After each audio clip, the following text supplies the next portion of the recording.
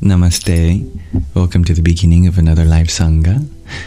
I trust you are feeling as well as you can be in this moment, and if you're not feeling like that's true for you, that's understandable too, but I hope you find peace or relaxation here. We are starting our Shravana off today in our Saṅgha, portion dedicated to listening, and I'd love to share a show and tell from one of you, and then we'll be doing some reading from Moksha. Hello, dear Beans. Hello, Dylan. Namaste, dear Jake. Namaste, Om Tat Sat. And hello, dear Magdalene. Thank you for sharing the live. Radhe Radhe. And Namaskaram, dear Sky Guardian. Welcome, dear Mark and JP and Richie. Whatever you're going through at this time, know that every experience can be used to grow, to learn, even if it's uncomfortable. In fact, especially if it's uncomfortable. Resistance is a sign of change. Just like how plants need to resist against the soil in order to sprout. They feel the pull of gravity bringing them down, but yet they use that direction to climb upwards.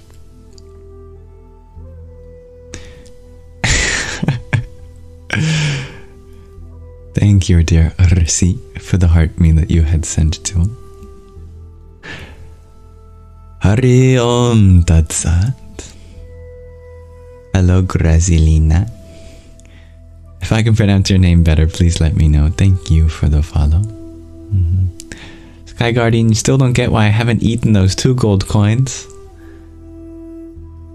These ones? I like them. It's like a memento. They're fun. If I ever need to make a really big decision, I can just flip one of these. Oh, I dropped it. Here, I offer it to you. You can eat it.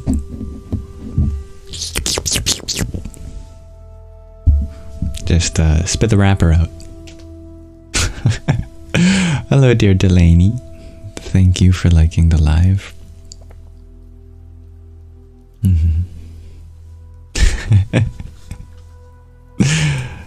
Alright, I wanted to start off our Saṅgha today with a show and tell from one of you. Today's show and tell... Oh, I'm on the wrong section. That's the question of the day. Hold on. Let me transition scenes.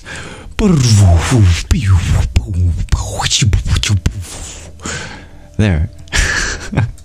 Now we've landed in the right place. For show and tell today, we have another trip from Loving Guidance, a day in Paris. There's some pictures that she wanted to share with us. She had written for us that doing something different or traveling is the best medicine when you start feeling low. There is so much to see when it comes to art and architecture in Europe. Here are my favorite shots of Paris. The first picture is inside the famous Notre Dame Cathedral. Let me pull this up for you.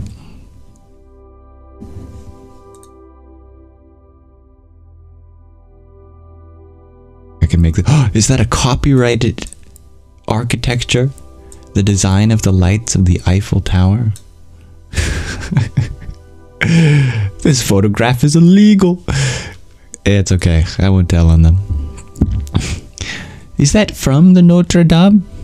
Maybe the photos got sent in a different order than when they uploaded. I don't know. It could be from the top.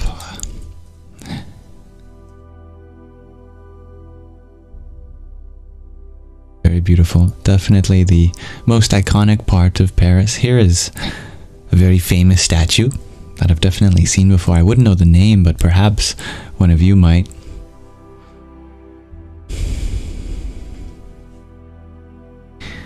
Quite remarkable architecture. I think it's always amazing when they can carve out fabric from stone. I mean, to make stone look soft is quite remarkable. we have this obelisk, which seems to be taken from Egypt. We can see all the Egyptian hieroglyphs on it. How'd it get here? Could you imagine how many postage stamps it would take to mail this from Egypt? It's pretty cool though. What's that? Is that the... Looks like some kind of engineering diagram. Maybe that's how it got transported here. It's a little hard to tell. But, ah yes, there is the French flag in the background.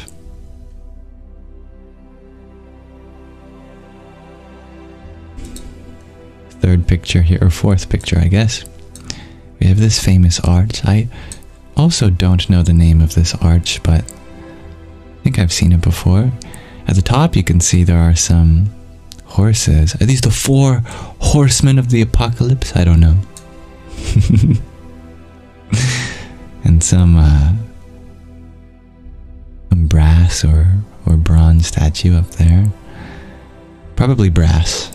Doesn't rust as much as bronze. Or maybe it's gold.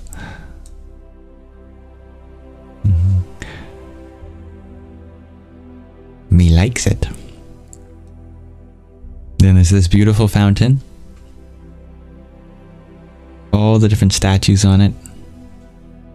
It's cool. I wonder if these are gods and goddesses.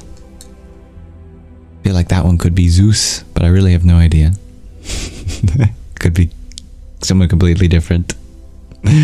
Ooh, Paris. Yes. Bonsoir. This is what my cats would prefer to drink out of if they had to. Cats prefer flowing water. We see the French flag in the background on the left. I don't know if you can see that. Very cool looking indeed. And then there's this must be the picture inside Notre Dame. I guess it's sent in the reverse order. We can see the chandelier and all of the colored glass, the mosaic glass. Beautiful. I really love colored glass. I love the feeling of religious architecture. It's such an interesting concept to try to make a building that embodies the divine. A neat concept. And those are all the pictures. That is a day in Paris from Loving Guidance. I'll just go back through them quickly. It's Notre Dame. Beautiful fountain. An arch. Well, multiple arches. Some kind of gate and this obelisk from Egypt. And the statue. And the illegal photograph of the lights of the Eiffel Tower. Well, this has been a treat. I like that. Nice way to start off our Saṅgha today. So big thanks to dear Loving Guidance in sharing with us a day in Paris. Perhaps it inspires one of you to travel when you're feeling low, try something new. And as always, if anyone else wanted to add to the show and tell list, do check out the submission form in the link tree in my bio. Namaste.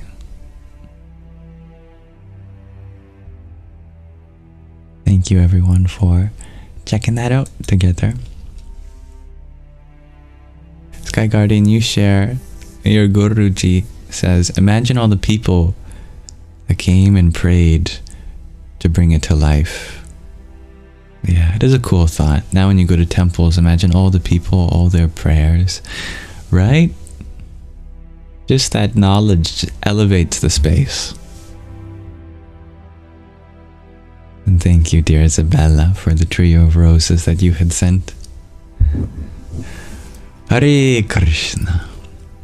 You know, you could be walking in a random spot anywhere in the world, but if someone comes up to you and says, did you know that 1,000 years ago I don't know, two lovers who were from rival kingdoms climbed on top of that hill and kissed. I don't know, just making that up.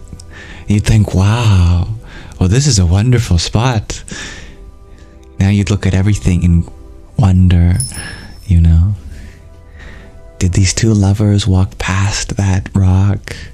Were they holding hands here? Did they sit on that spot? Can I still feel the love of that ancient kiss that unified kingdoms?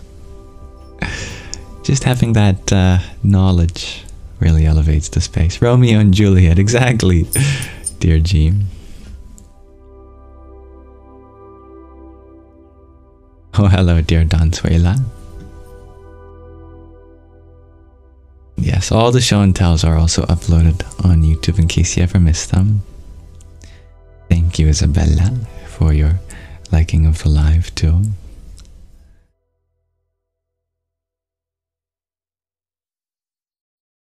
Ah, the Venus de Milo. That's the name of...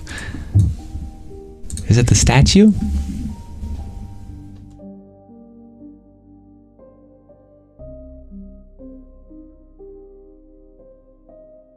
It is the name of the statue. Statue by Alexandros of Antioch. Or Aphrodite. Ah. Yes, yes. Modern consensus places it in the 2nd century BC. Wow. That's old. I don't blame her for losing her arms after thousands of years. And thank you, dear Babelfishy, for your trio of roses. Om Ganganapataye Namaha. That's your favorite song, dear G to Infinity.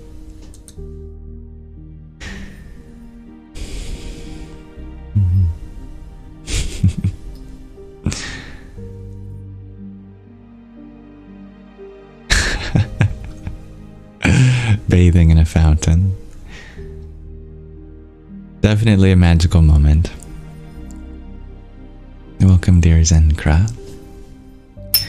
So, to carry on with our Shravana, the initial portion of our Saṅgha dedicated to listening, I would love to listen with you as we read a new section of Moksha, liberation, together. A woman's journey to self-discovery and freedom from suffering. Thank you, little potato Sam, for your wonderful heart me. Jaya Satchitanandam. Victory to existence, consciousness, and bliss. Okay, where did we leave off? Ah. Today our protagonist is getting her 3rd lesson from her guru, Sid, who is secretly Shiva. We begin the 7th chapter now. We are in the 2nd part. These chapters read like a movie script, so it's just a dialogue. A let-up in the rain got us out of the humid library, and we wandered past tents set up for the rafting enthusiasts. Sid, the Bhagavad Gita, have you heard of it? I know I have. But our dear protagonist replied, yes.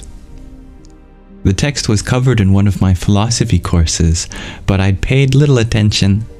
I had met my then partner, or my soon-to-be partner at the time, Rory, that year, and was bent on getting him to fall in love with me. More recently, my Sanskrit teacher, Miss Nandi, allowed me to parse one verse, the most important one, she said, as a grammatical exercise. Sid continued, the war is about to commence. The two armies face each other. There is a triumphant blowing of conches. That's my hand conch. But Arjuna, the hero of the Pandava clan, loses heart. It is more than a civil war. It is a war between family members. Internecine, I said, which is a word I don't know, but a great one that Sid agrees with. Yes, internecine. Arjuna puts down his great Gandiva bow. He knows he will be victorious since the Lord is with him. Shri Krishna, after all, is his charioteer. But he also knows that it will be a hollow victory. By the war's end, he would have killed uncles, cousins, friends, teachers, and most of all, his beloved grandfather Bhishma, as well as his revered teacher Drona. Shri Krishna hears and sees Arjuna's deep, heartfelt anguish and responds with a smile. Sid also smiled as he stared across the river, as if he were witnessing the start of that devastating Holocaust from 5,000 years ago.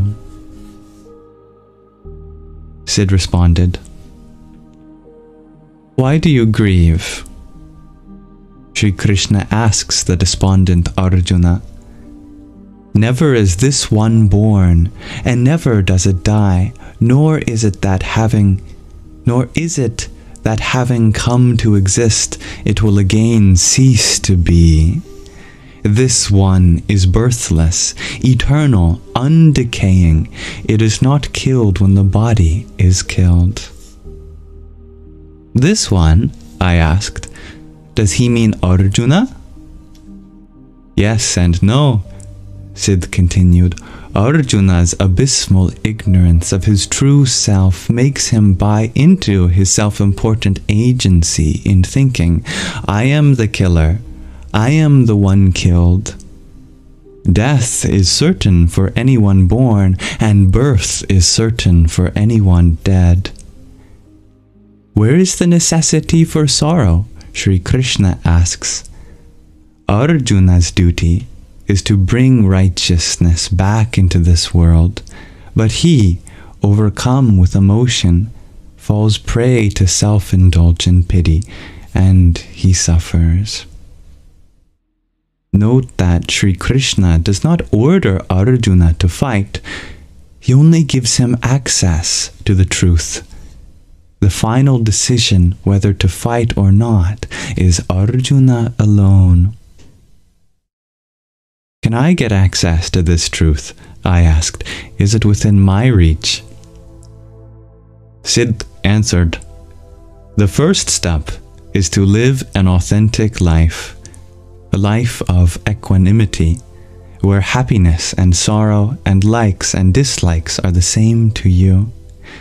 A righteous life, where your work is performed without hankering after results. Your right is for action alone, never for the results," Shri Krishna tells Arjuna. The Lord goes on to deliver a veritable Chinese menu of options, many perspectives, or prescriptive rather, in nature, that cater to varying talents, inclinations, and abilities. "But if I do not care about the results of my work," I retorted, "what is my motivation to do anything at all?"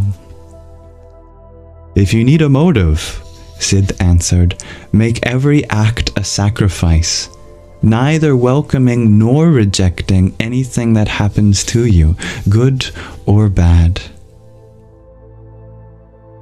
I answered, "Then shouldn't I give away all my possessions and become a mendicant, a renunciate, a sadhu?" "Arjuna's exact concern," Sid affirmed. "Arjuna also wants to know if he should put on orange robes and retire to a cave to meditate." Sri Krishna responds that he, Arjuna, a man of action, would be abandoning his duty if he sat in a cave and meditated. A grievous sin. You can't run away and hide just because life becomes difficult. Pick an appropriate path, a yoga, Sri Krishna advises, with the understanding that the wise see action in inaction and inaction in action. Bit of a tongue twister, that is. A Zen koan? I asked. Not a paradox at all, Sid replied. The wise person, when performing work, is fully aware that their true self is serene, inactive, and conversely, when they are inactive, say, sitting quietly, their true self is aware that activity continues relentlessly. Again on the question of non-attachment. How is it possible, I asked? From the moment we are born, we are groomed for attachment. First to our mother, then to our toys, our favorite cereal. Attachment is injected into us in large doses. It is part of our genetic makeup, necessary for survival. Acquisition of objects, continued Sid, and protection of the same leads to attachment, fear, and anger, the Lord says, forcing you onto this remorseless cycle of birth, childhood, youth, middle age, old age, death, birth, childhood, youth, and so on. A hamster on a wheel.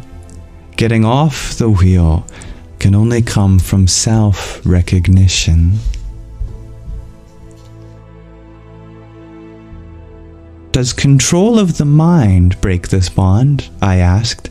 Can meditation lead to this truth, to enlightenment? It is only when Arjuna's mind is quietened that there is the possibility for him to know himself as pure, eternal consciousness. Your mind is your instrument for self-realization, Sid answered, but your mind is like the wind that diverts a boat and drives it along a wrong course. I asked, can't I gain control of the mind through meditation? Complete control of the mind is impossible, Sid said. But you can steady the mind, calm it, by engaging in meditation. Keep in mind that meditation alone will not lead to liberation. But without meditation, liberation will not occur. Pardon me.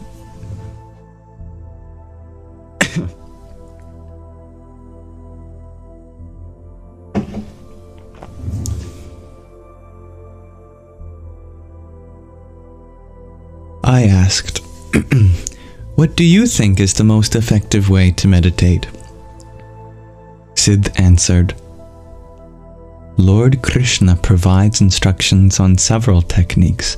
Choose what suits you. Sleek canoes flew past. We stopped to take in this incongruous, furious activity on a river believed to be God in liquid form. Mata Ganga. I said, Hari said this was your river. Sid answered, I am the river. He bent down to closely examine a large pink flower. You have a moment of joy when you come upon this dahlia. You are this dahlia. Then a moment later you think, this dahlia is perfect for my puja, my worship. But wouldn't it be nicer if it were yellow? And the next thought is, pink is a terrible color. That woman over there has a yellow dahlia, a more auspicious color. She picked the last one. She is not far from here, and how dare she come here and... That moment of pure joy when you caught sight of the dahlia, a taste of eternal bliss, of enlightenment, has given way to desire, likes and dislikes, inadequacy, and sight of the dahlia. A taste of eternal bliss, of enlightenment, has given way to desire, likes and dislikes, inadequacy, and connection. Disconnected for a moment. If my internet connection has returned, do let me know so I can continue where I left off. And if you do remember the last few words, please tell me. Sorry about that. I'm back. Good to know. Now let's see, where did it cut off for you? And thank you for your patience. Inadequacy. Good word, yes.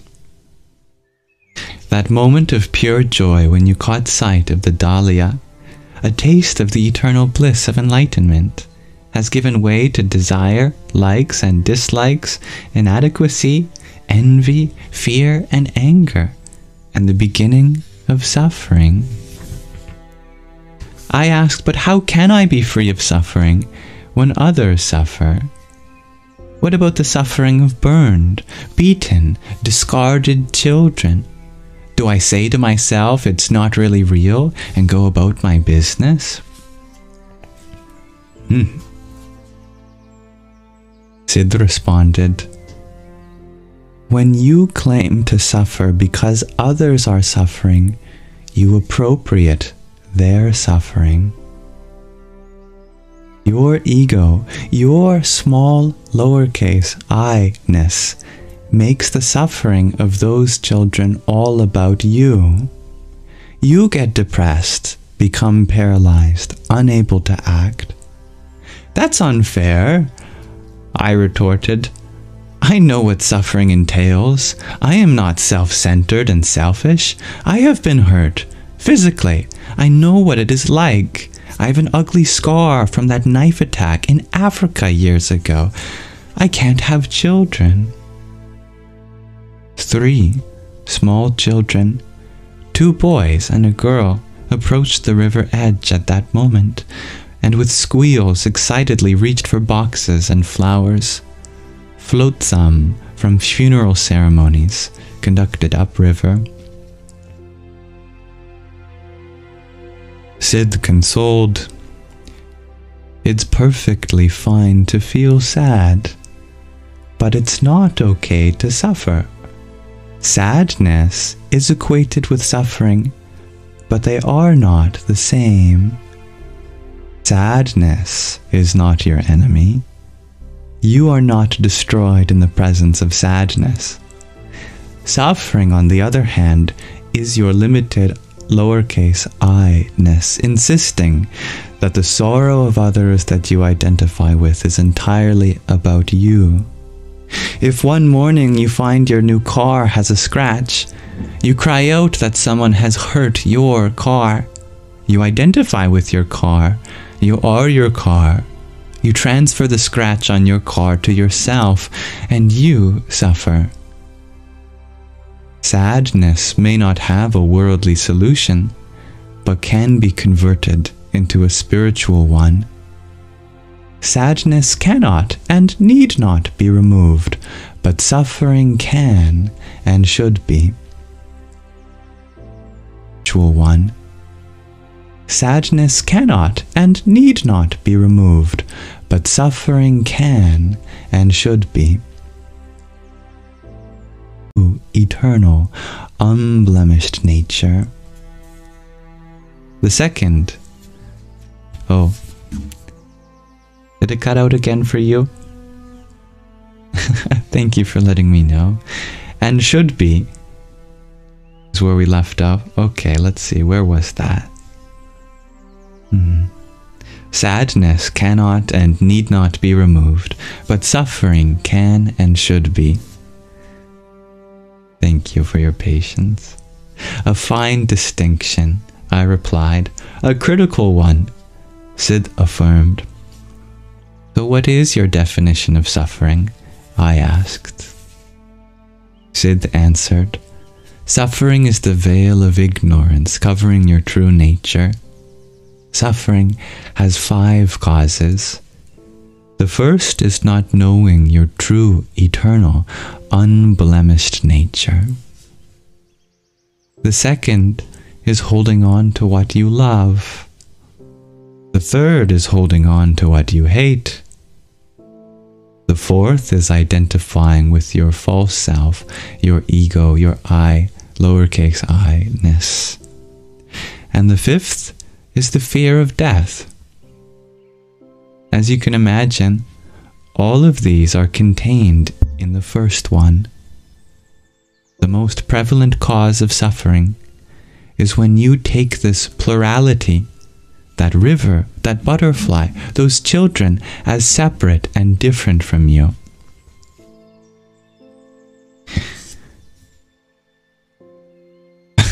I spoke. The Gita is 18 chapters and 700 verses. It's too much to absorb. I must take notes. There is no need to take notes. Sid countered, only listen. Sri Krishna, the Master of Clarity, delineates 3 problems to which he provides 3 solutions, and 3 methods for achieving those solutions. The first problem is the impurity of mind. The solution is purity of mind. The method is karma yoga. Do your duty. Work without expectation of reward. Is that clear? Crystal, I said. The second problem is your scattered mind. The solution is concentration of the mind. The method is dhyana yoga and raja yoga, meditation. The third problem is ignorance of your true nature. The solution is knowledge. The method is self-inquiry, shravana, listening and understanding, manana, the resolution of doubts, and nididhyasana, the assimilation of the teachings. Straightforward.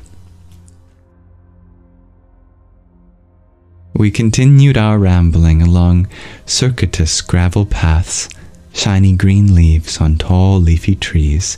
A hot breeze tickled my face.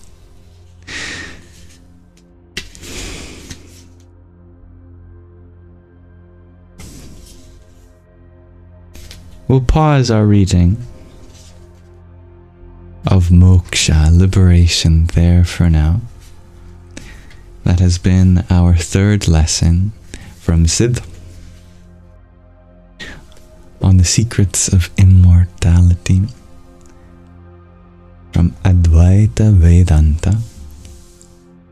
I look forward for our dear author. I am sure that a piece of the author certainly exists in the protagonist, but it is the protagonist that I look forward to continuing to imbibe these teachings and change her life from the inside out. Sooner or later, she shall realize her true nature as the Divine Mother of the universe. Namaste. And that will conclude our Shravana, and we can transition into our Manana. Scotty, beam us up.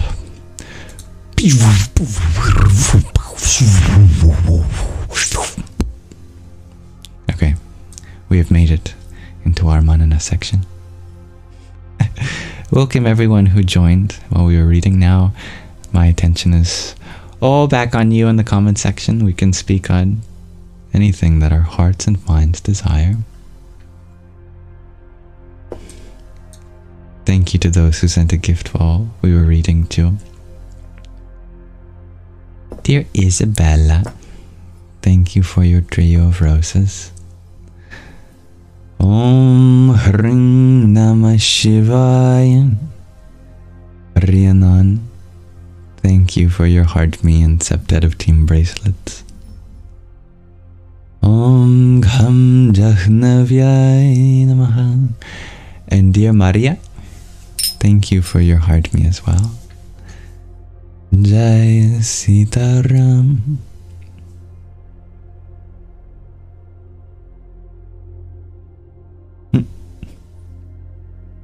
Thank you, dear Dak Ruber, for your likes on the live.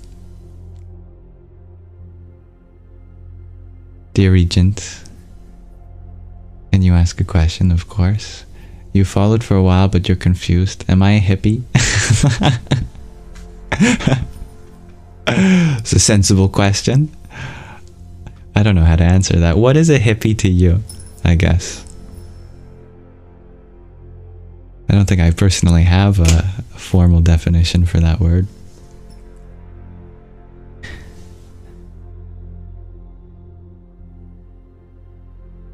Dear Jen, you wonder, have I been to India? Well, my heart certainly has.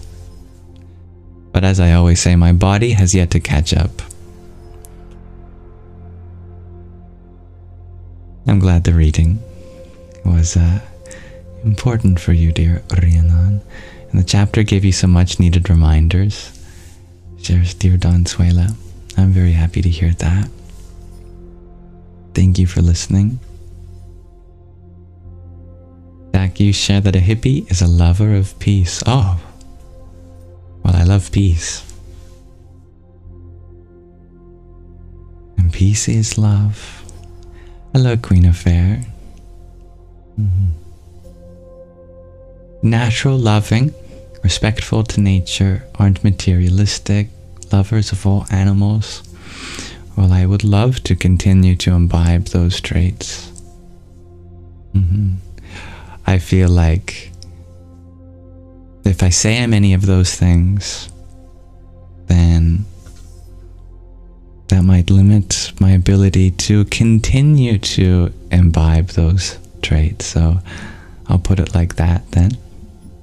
That every day I try to work on those things. How far I've gone, I'm not sure. How far I have left to go, I'm sure a long way. Hello, dear Stormy Ariel. I think that's a great definition. And hello, dear Leah. How are you? Welcome back, dear Greg RG. I would love to know what kind of space to hold when it comes to what everyone's feeling. I am always curious. Oh my god, I love that, dear Rhiannon. I know you're having a conversation with Dansuela. But I see that you wrote that you're curled up in your bed with your teddy bear that is as old as you, 37.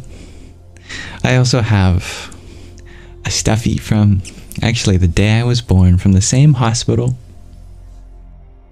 Carrot the bunny.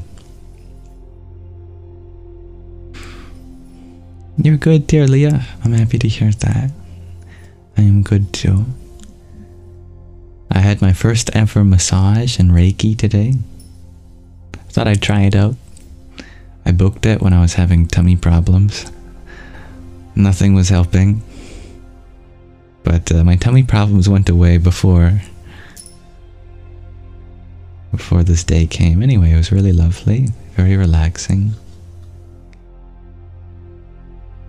Good morning, dear Heather.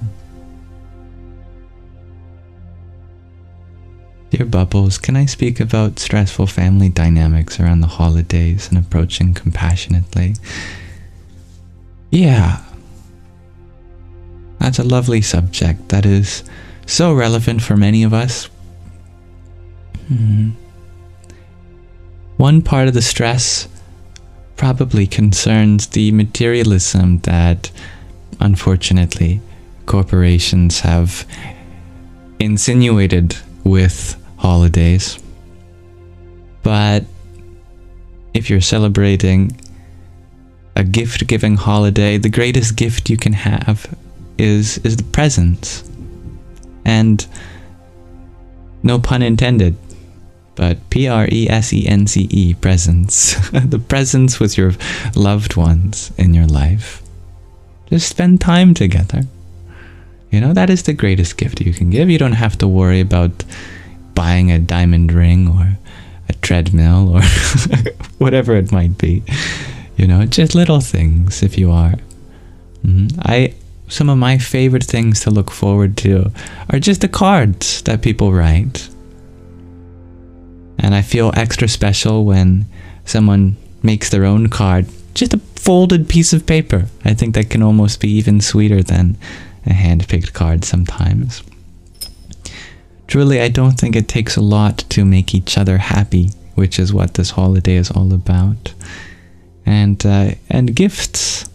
The real joy of gifts is not the actual merchandise, but the fact that someone took the time to listen to your needs or wants, and they understand you, and they thought about you, and they remembered what you said that one time, and it's a reminder of love. But the real gift is not what's in the packaging, but in our hearts. The love we have. So if you want to help some of your family and friends and loved ones be less stressed, maybe you can remind them that you are happy just to spend time together. It doesn't have to be some grand event.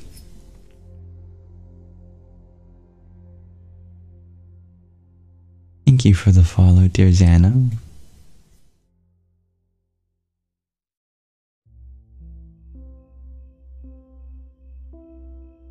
Hello, DJ. Good morning, Nino.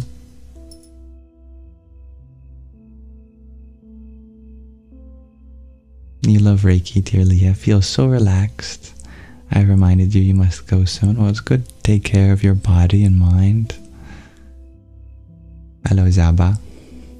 Thank you, Isabella, for your finger heart. There's a little finger heart.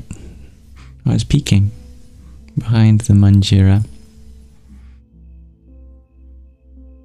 Queen of Fair, you are wondering how to fully get over someone in heartbreak. Aren't we all? I don't think we ever fully get over someone. Even the first relationship I've ever had,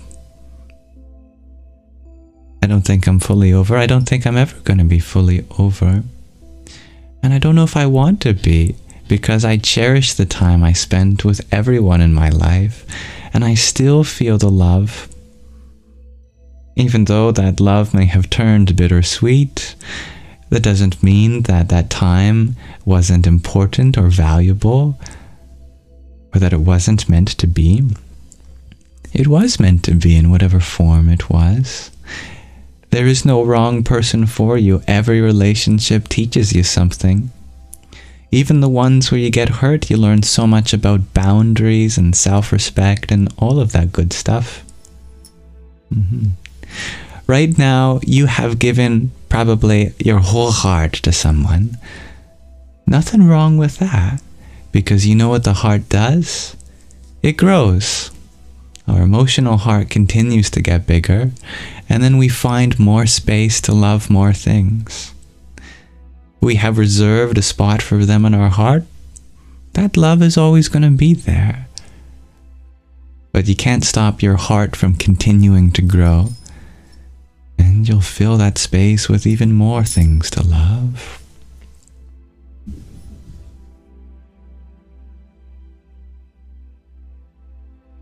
Lana, you've had crippling anxiety these past couple of weeks. Any advice? I know how that feels. Crippling is a very, very precise description of the feeling. Just as though our limbs can't support us anymore and we collapse to the ground. And we feel like the world around us is collapsing. That's very understandable, and you're definitely not alone. I know what that's like, and I'm sure so many people here know what that's like too, dear Alana.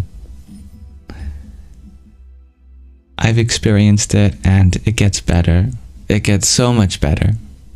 And maybe it might be hard to believe it in the state you're in now, but I'm actually even grateful for the experience in hindsight. In the moment, it's pretty hard to do that. But afterwards, anxiety teaches us some very real lessons about letting go and surrendering and just choosing positive thoughts over everything else. Optimism can really save your life, as it certainly saved mine. And it does get better. How you think about your anxiety changes how your anxiety affects you. And you can be really honest about it. You can say to yourself or others, hey, I'm struggling right now, but you know what? I am willing to be open to whatever it takes. That's also true. At some level, you can speak your truth at that level too. That right now I'm really scared of a lot of things and I don't even know the extent of my fears, but I want to be fearless. I want to be brave and courageous. That is a truth also, and you can keep that in your heart.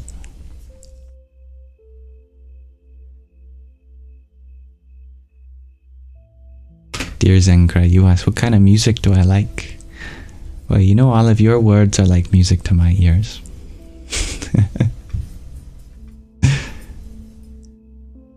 That's a beautiful message you had sent, dear G. We got a lot of comments in the last several minutes. I'm a little bit in the past, catching up to the present of comments, but you had written, if I could have you all over for the holidays, your presences would be the best. I love that. Thank you for the follow, dear DJ. Dear Macaroni, you ask, am I lonely? How can I be lonely when the spirit of the universe is always with me, and you, and every single atom in the creation? There's nothing we are separate from. Namaste, dear truth seeker. Hello, dear Drew. I am well, thank you. How are you? You forgot your medicine tonight, dear DJ. Well, if it's important, do make sure to take it. But you feel some good energy from us beautiful people, well, that can add to the healing. We are all healing, shares Zenkra. Yeah. Hello, dear Lee Gray. I'm unfamiliar with what or who that is, dear DJ. But if the question is, do I love something? Well, I try to find a way of loving everything. Sometimes from a distance. You're better now, shares Nino. I'm happy to hear that. And Namaskaram, the only us. All the cheesy sayings are true. Yeah, that's why we say them. You're very welcome, dear Alana. Any way in which I can help. I have a lot more anxiety tips, but I don't want to overwhelm you with them all at once. But if you keep asking, I'll always continue responding. Dear Jessie, you share, you miss me having the calming music in the back while I'm talking. Oh, I can turn it up. Maybe it's so quiet that you can't hear it on your end.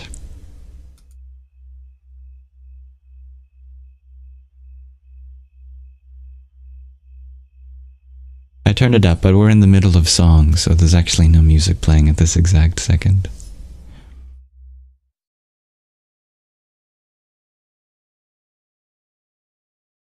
Hello, dear Damien. Hello, Riri. The music is back.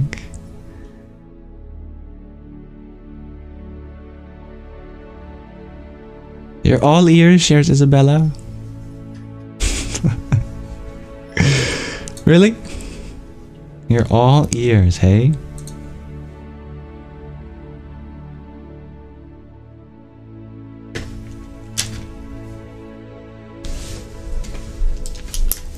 This is Isabella.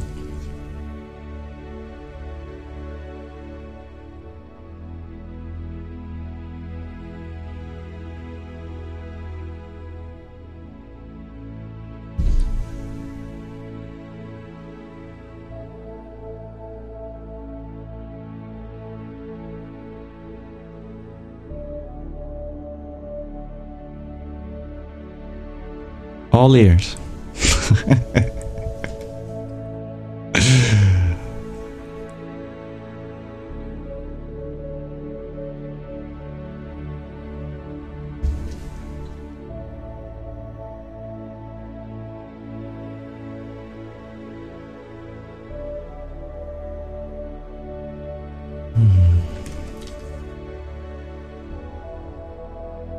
Dear Damien, you used to watch me a lot more when I had playlists with math and universe and other playlists. In the last years I've removed them and you're sad. Well, you're absolutely valid in your sadness, dear Damien, and I'm grateful that you found value in them. And if there's any topic in those videos that you'd love to explore together again, I'm all ears. And we can explore them together here. Or if you would like me to return to that kind of video making, you can ask me, or you can tell me what your favorite one is and ask me to revisit it from a new perspective.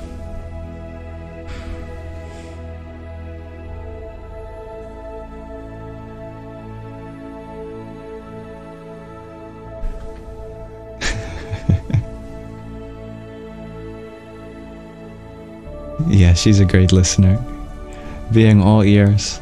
Dear Zenkra, you ask, what other hobbies or work do I have? Well, one thing I love doing is programming. I find it to be like a meditation. I love programming because it's kind of like an art. Finding the most canonical or natural solution. Having all of the logic flow beautifully.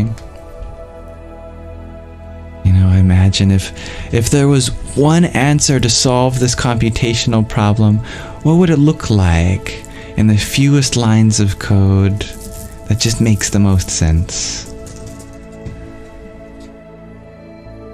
I love having a simplifying moment where I take something that's more complicated and then I continue to simplify it down and down and down until I get the essence of something. That's very meditative. Oh, it sounds like yesterday's Saṅgha is beginning today.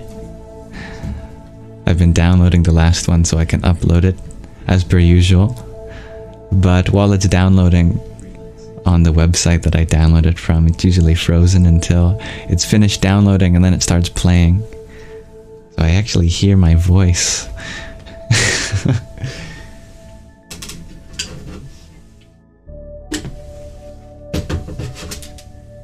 There, I've turned it off. Hello Tatvamasi. Thank you for your quintet of roses.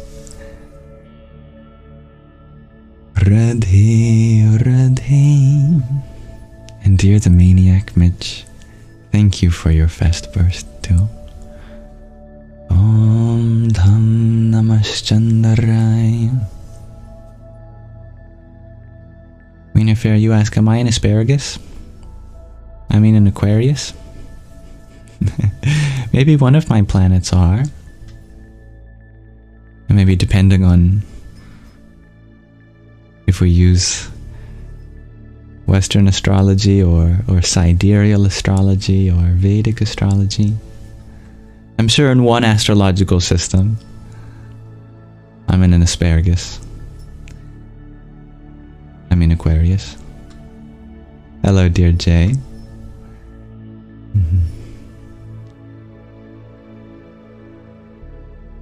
That's right, dear Damien.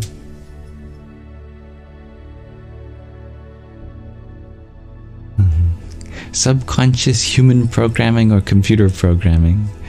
Asks Maniac Midge. No, computer programming. Genuinely. Dear Wow, you'd like for me to revisit my thoughts and beliefs about the afterlife. Yeah, I just made a video about that. My most recent video as of speaking. That video, if you haven't watched it yet, is about the reason that Buddhists believe in an afterlife. You might be interested to know that the reason is not just because it says so in a Buddhist scripture or because the Buddha said so. The Buddhists actually admit that they don't know. But here's what they do believe in. They believe that whatever the answers of the greatest questions are, to tell if the answer is truthful, we ask ourselves, does it make us feel complete? Does it make us feel peaceful? Or do we feel like there's something missing about that? And I love that. It's a subjective exploration into truth. That we ask, does this answer resonate with me? Does it have a profound effect on my mind in a positive way? And so the Buddhists say that reincarnation for them is the right view. That's the word choice they use, the right view, because it makes all other parts of their life feel complete. And you can try this yourself. Try going about just one day of your life holding on to reincarnation. You can let it go the next day. But just look at life around you as if everything goes through cycles of change and no energy ever leaves or comes. It's just all here. I'm telling you, it has a profound effect on the way you live your life. That's kind of the essence of my recent video.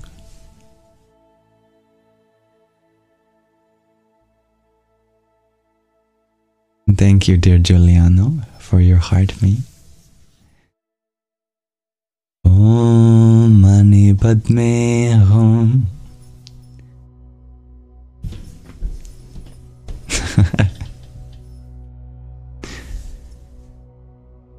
Dear Mitch, you ask, do I go by Yam because it's like the heart chakra? It's a good question, and I like how you find that connection. No, I can tell you the reason why I go by Yam. It's very silly. And it's not at all deep. Are you listening? Like Isabella?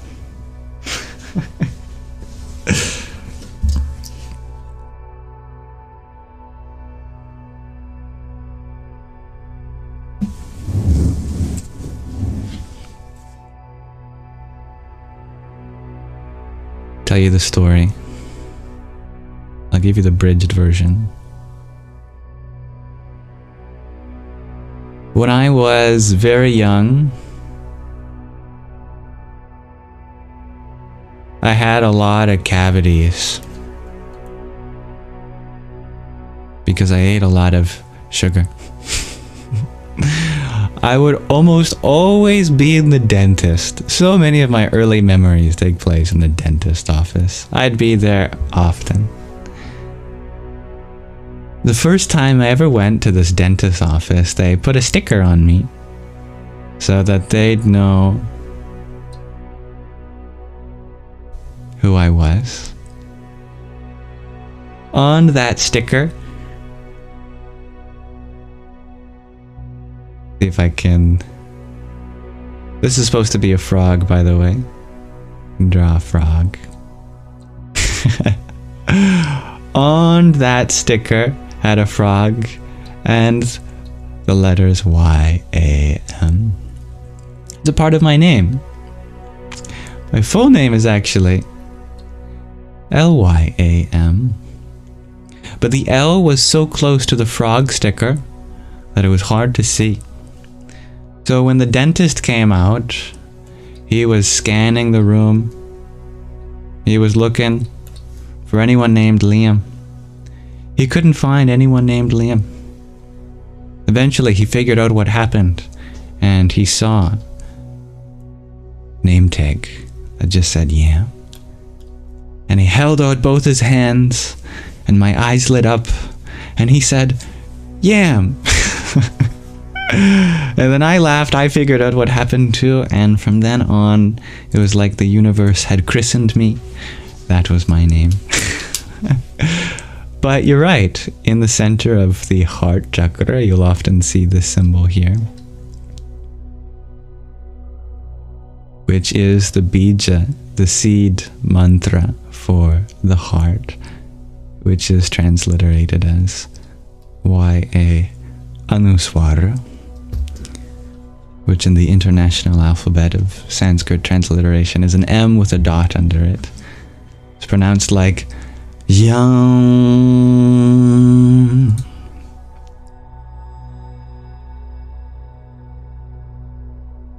And wait till I tell you the story of the Swami who had me meditate on the heart. So here I was chanting my own name.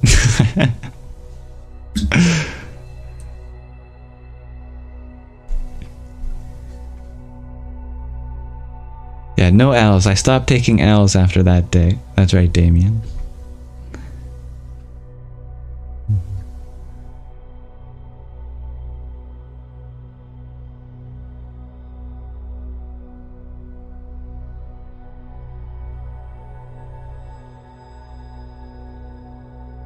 Thank you for the follow, dear Alf.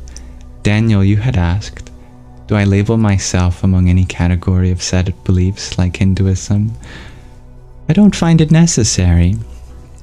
No. Because if I do, then I feel like I'm inherently excluding myself from some other person and their life and their experience. Because the moment I say I am Hindu or I am Christian or I am Jain, then while I'm with fellow Hindus or Christians or Jains, then I'm with my people. And that implies that when I'm not, then I'm not with my people. I never want to feel like I'm either with my people or not with my people. If I'm with a Hindu or a Christian or a Jain or a Buddhist or a Jew or a Muslim or whatever, I want to feel like we share something. And so I call myself nothing so that I can be a part of everything.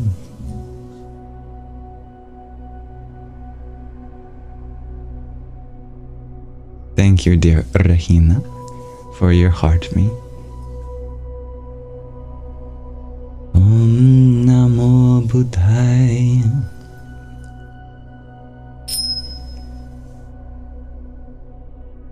Thank you, dear Allah.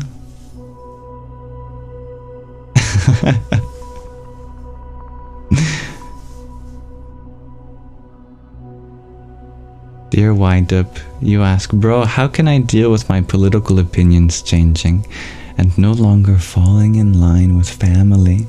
That's a great question. Well, you are certainly welcome to have different political views than your family.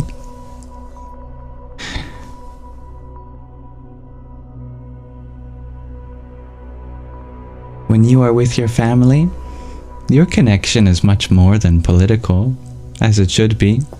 When you were a baby, being held in their arms and you felt the love from them and you felt love for them, it wasn't because that you called yourself the same political party. You know, the reason you love someone is not because they're part of the same political party. So it shouldn't change the love you have for each other. You're absolutely allowed to be a different person, have a different life and different views. And your duty is not to erase the differences between you and other family members, but to find common ground, to rejoice in what you share. And there's always common ground. Nothing in life is so exclusive, so mutually exclusive that you have nothing in common.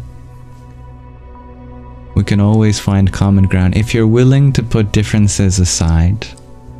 But that's a consensual thing. That requires honest communication and setting boundaries, which can be difficult, but probably a very good thing to do around the holidays.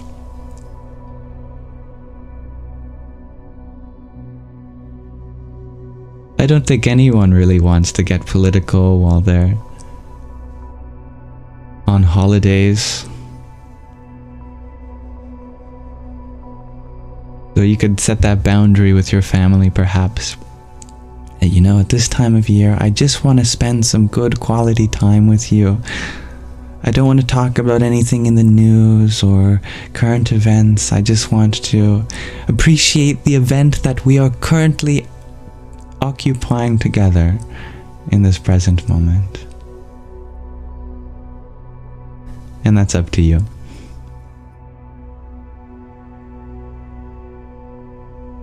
Dear Giuliano, you had asked or relayed the question, how can spirituality support autistic individuals and their families? I love that question, Giuliano. Yeah. I think autistic people are some of the most spiritual people, whether they realize it or not.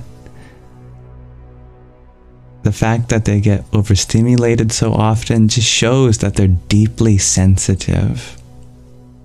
And so much of the spiritual path is sensitizing, becoming acutely aware of the flow of sounds, their energies, temperature, taste, touch, of light, becoming deeply immersed in your sensual experience in the most literal sense of that word. Sense, no pun intended. So I think we can learn a lot from autistic individuals and neurodivergent people in general, because they are innately spiritual on so many levels. They already know that they are not the personality, or they choose not to identify with their body. There's an intuitive understanding which is very spiritual in nature there already. Damien, you had asked, do I think it's okay to dwell on the afterlife, or do I think it's better to live and not question? I think you're going to question no matter what. As a human being, you're going to have to face your mortality at some point. But we shouldn't let it take away from the life that we live now. Death will come, there's no question about that, at least to the body. But are you going to basically let death come early and prevent you from doing the things you want to do because of that fear? A wise man once said that, I fear not my life coming to an end, but my life never really beginning. And I think that's the state that many of us live in, that we've truly yet to begin living because we're so caught up in our death.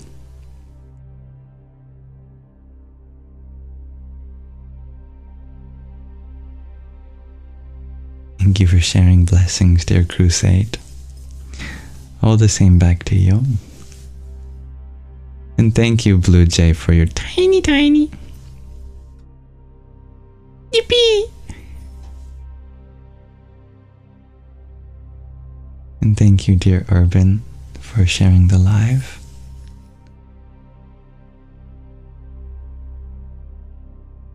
Damien, you share that you find it ironic that people who go to therapy are there because of people who don't go to therapy. Isn't that something? That is an important observation. Yeah. That if you don't get therapy, you might give people in your life a reason to get therapy themselves.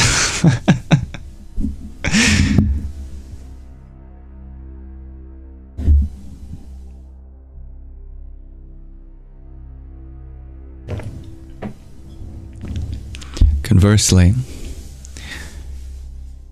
the more people get therapy, the less people get therapy.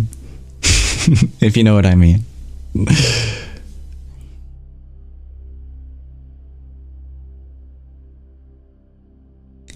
Thank you, dear Isabella, for your trio of roses. Om Shri Mahalakshmi Namaha. I like the way you say that, dear Joe. Learning how to be aware of awareness is a gift. I like that. Dear Mahina, you share your painting takes you places you want to be, like a sunset, clouds, then giving it away. That's so beautiful. You have to share your painting sometime, dear Mahina. Well, you don't have to, but I would love to receive it. Not your painting, literally, but I would love to receive the light that shines from my phone screen in the shape of your paintings.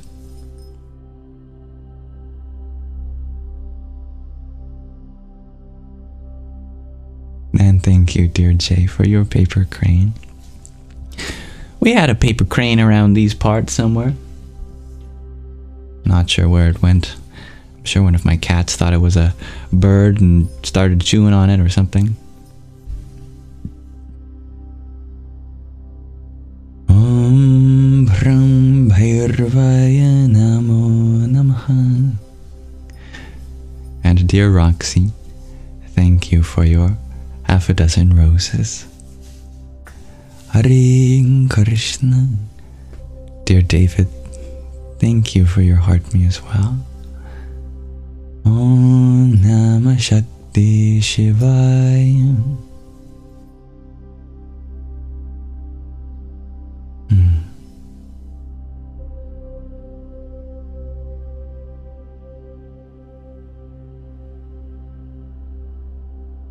Myra, you shared it's crazy. You felt your dad's absence so much in childhood. You became him. It's very poetic. Dear Healed, you shared look up water memory. You'll be amazed. Oh, I love water. Where would we be without it? Oh, we'd only be 30% what we are in our bodies. That's hardly a third. I remember hearing there was a study done. I don't exactly know the scientific validity of this, but researchers were using water to hold information, testing it out as an information storage device. I'm not exactly sure how they were storing data in the water itself. I like to imagine that they just plugged a USB stick into a cup of water. I'm sure it's a little more sophisticated than that. And they had worked out the theoretical maximum amount of data that, you know, a cup of water could hold, or whatever amount they were using. But they found that they could go past that point. And I think they concluded that the reason even more information than what they thought could be stored in the water is because of all the polarity. Water is a polar molecule. The hydrogen and oxygen share the electrons unevenly, and so they have an electric charge, and electric charge interacts with magnetic fields, and somehow or another they were storing data in the magnetic field of the water, and they didn't even realize that after a certain point the water starts storing the information in the magnetic field. And because the magnetic field has no limit, there was theoretically no limit to how much information the water could hold. But it required more and more energy to maintain that. That's what I remember hearing. I don't actually know if it came from a peer-reviewed journal or anything, but just from the grapevine, I thought that was a really interesting story.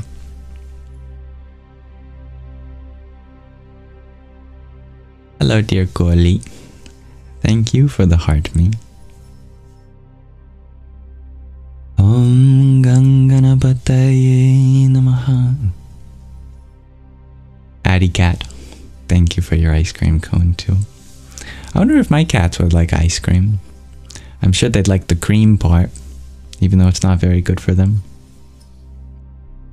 I do remember seeing one cat bite into ice cream, and it got stuck around the tooth, you know, like a shish kebab stick. And you could tell that it gave the cat a headache, and the cat went, ah! A brain freeze, I should say. Thank you, dear Addy Cat. Om Kring Kali Kaye Namaha. Dear Not Your Identity, you ask, what is my ethnicity? Well, I'm a second or third generation Canadian. And I think after that, my grandparents and great-grandparents were predominantly in around Europe, like Ireland, a little bit of Scotland, I think. Small percentage of German. Scandinavian. Big part is Scandinavian, I believe. But majority Irish, I think, if you go back. And the only grandparent I know that is truly from another country is my grandmother, and she is definitely Irish. She's perhaps the most Celtic woman that you can imagine. In fact, she convinced me that she was a leprechaun when I was a kid. I'd ask, are you a leprechaun? She said, oh yes, I'm a leprechaun. It's a secret. I said, do you have a pot of gold? She said, I've got many.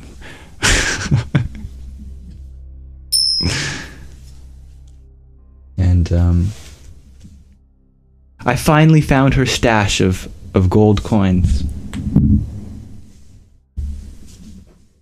I had one with me.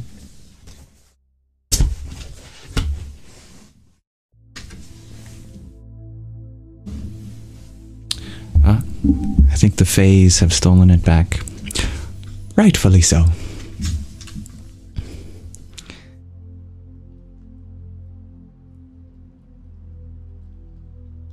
Hello, dear Genji.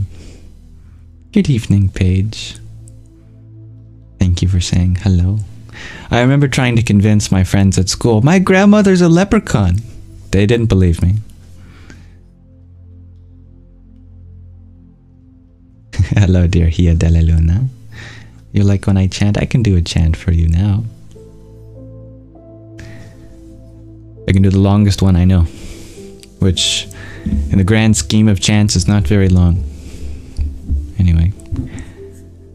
Om Bhairava Rudraya Maharudraya Kala Rudraya Kalpanta Rudraya Veera Rudraya Rudra Rudraya Ghora Rudraya Aghora Rudraya Martanda Rudraya Anda Rudraya Brahmanda Rudraya Chanda Rudraya Prachanda Rudraya Thana Rudraya Shura Rudraya Veera Rudraya Bhava Rudraya, Bhima Rudraya, Atala Rudraya, Vitala Rudraya, Sutala Rudraya, Mahatala Rudraya, Rasatala Rudraya, Talatala Rudraya, Patala Rudraya, Namo Namaha.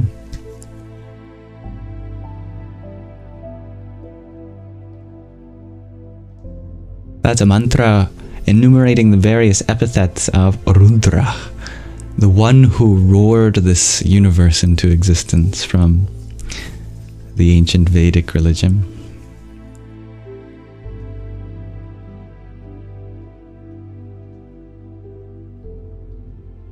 You feel like your grandma was a leprechaun too, to be honest. You're Irish. Very well could be. You're a hot dog fairy, shares Rahina. What? A hot dog fairy.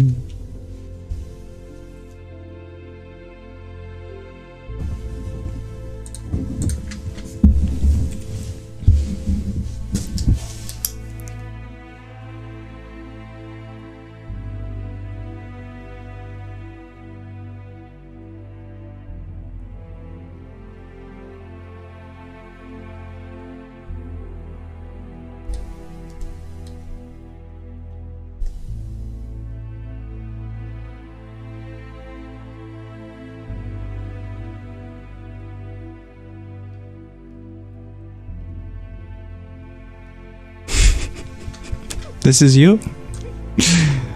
You're a magical hot dog fairy.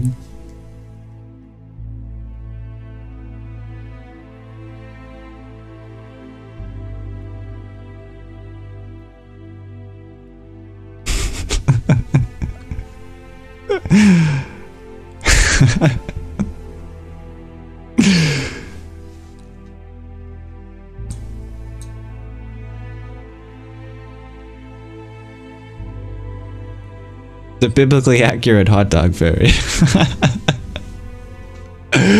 You're funny, Magdalene.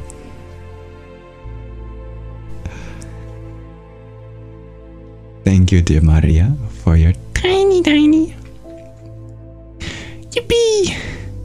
Dear Deej, you share you're also Scandinavian and Celtic. Good mythical ancestry. Very good mythical ancestry. Yeah. Who was I talking about the other day? Or talking with a few months ago? Someone was doing their ancestry, and at some point in their ancestry was a different animal than a human. You go, okay, you know, my great grandfather was a prince. His father before him, a great shepherd, and his father was a boar. Wait a sec.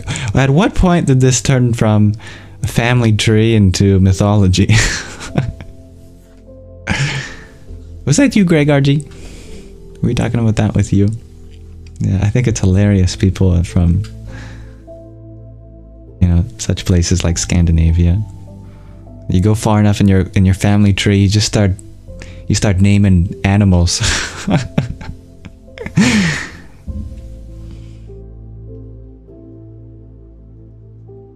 The hot dog fairy is the most fabulous, fantastical fairy around, shares Don Suela, right? I could go for the hot dog fairy right now, a veggie hot dog fairy. Although if the hot dog itself is the fairy, I don't think I'd want to eat the fairy. But if the fairy produces hot dogs, I could definitely go for a magical hot dog.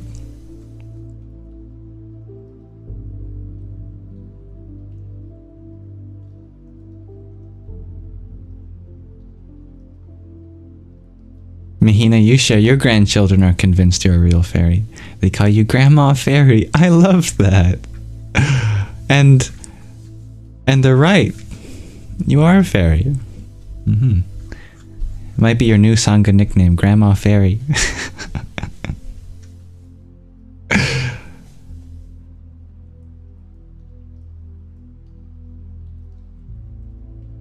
Ole, you share you're from Iceland and can trace your family tree down to the 900. Wow. That's remarkable. Oh, what connection to the ancestors you must feel. Kenji, you're a lasagna fairy.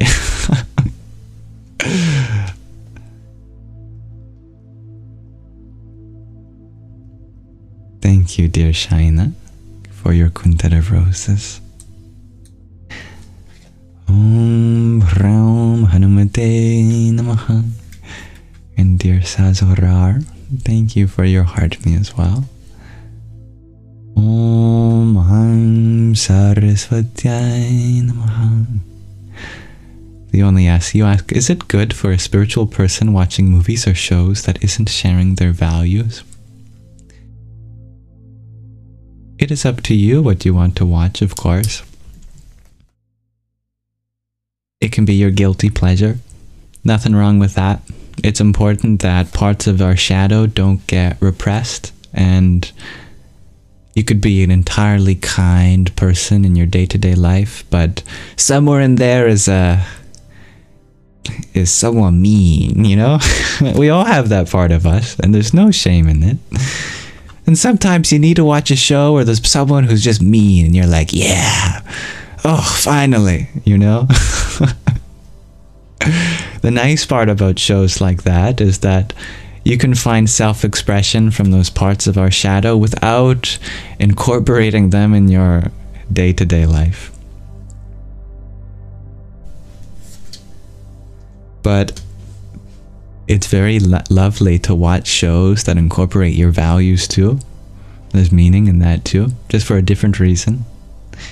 It's nice to solidify your own values and principles. On top of that, whatever you watch, if you are able to find your own principles and values somewhere embedded in the story, then any story can represent parts of you that you value. Even if it's just from not the protagonist in the story, but could be a background character. You're like, yeah, he gets it. And you resonate and identify with the background character. It's definitely up to you what you make of the stories that come your way. But I would recommend filling your subconscious with more happy stories than depressing ones. What we feed to our mind during the day becomes the foundation for our subconscious. If we're always watching action movies, then we're always going to have some action sequence taking place in the subconscious, and no wonder you're always going to feel anxious, because somewhere down there is hundreds and hundreds of hours of stories of people fighting each other and being on edge. It's good to balance that out.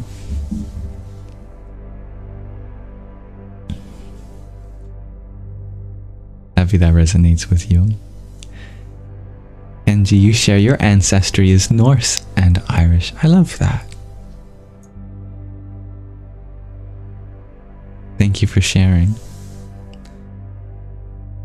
Tia Dalelona, thank you for the flowers you had sent to. Om Tham Namaschandaraya. And Isabella, thank you for your heart me and team bracelet and cheer you up. You give me so many cheer you ups. Here's some cheer for you. Oh wait, that's not enough.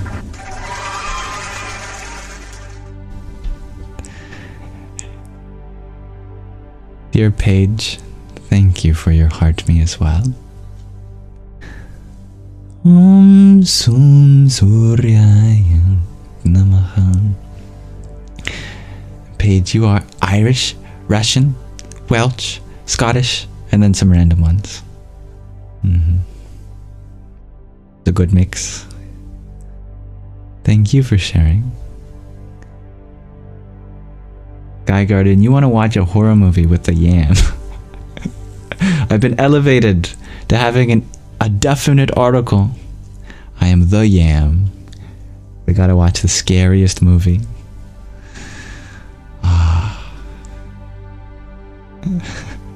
I think life's already scary enough. I've got enough fears. I'm still processing those ones. Lovable eccentricity, you share, you only use Ancestry to be aware of genetic memory. That can be really helpful.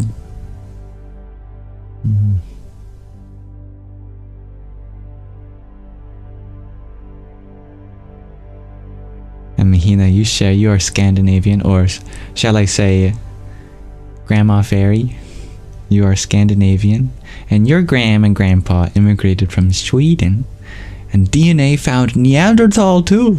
Really? Wow. That's really cool.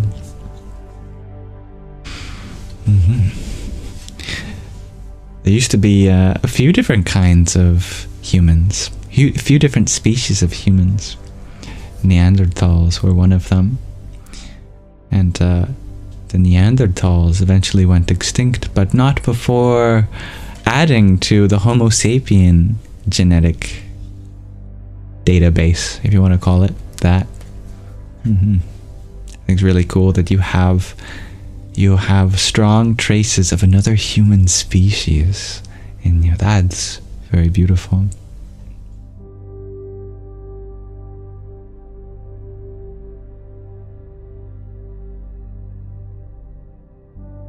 Rest in peace, the Neanderthals. Thank you, Hybrid Jen, for your 14 fest bursts. We are bursting with festivity. I noticed that a lot more people this year are putting their Christmas lights up, are in my neighborhood. The few years prior, I feel like everyone's been so depressed since the COVID-19 pandemic. I feel like people haven't been in the spirit, but this year it seems like a lot more people are, which makes me happy to see.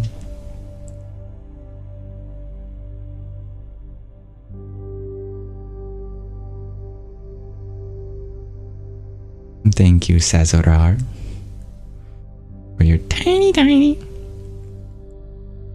Yahoo! Dear Mike, you ask, do I believe that we as a species have been modified by aliens or whatever conspiracy, or whatever that conspiracy is? That is a very interesting idea. I obviously have no way of knowing. It would be quite extraordinary if that were the case. There's lots of things on Earth that we can point to that probably had a really big influence in changing our genetic code. Like the stoned ape theory, that some of the natural substances here on Earth, like psychedelic mushrooms, may have played a huge role in the expansion of human consciousness and changing the way that we conduct ourselves. At that point, it's no longer natural selection exclusively, but well, yes, natural selection, but we add to that selection process by changing the way our minds work.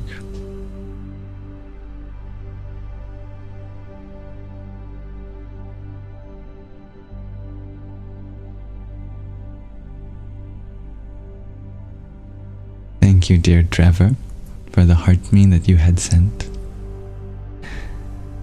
Om Ram Bhairavaya Namo Namaha. And dear Mr. Mystic, thank you for your heart me. Om Ganganapataye Namaha. Paige, you share, your dad put Christmas lights up this year and he hasn't in like 4 years. I like to hear that. That makes me happy. That's right, dear Hybrid Jen. Canada Post, the biggest postal office in Canada, is on strike. So it's very difficult for us Canadians to send letters. But Amazon's still working. Many people are getting their Amazon packages.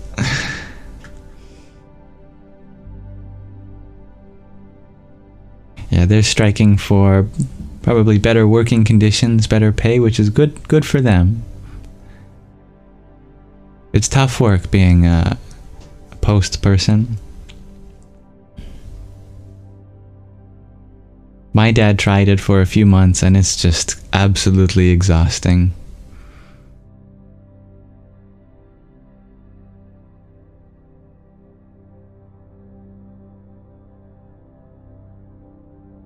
You're like when I say, tiny. That's right.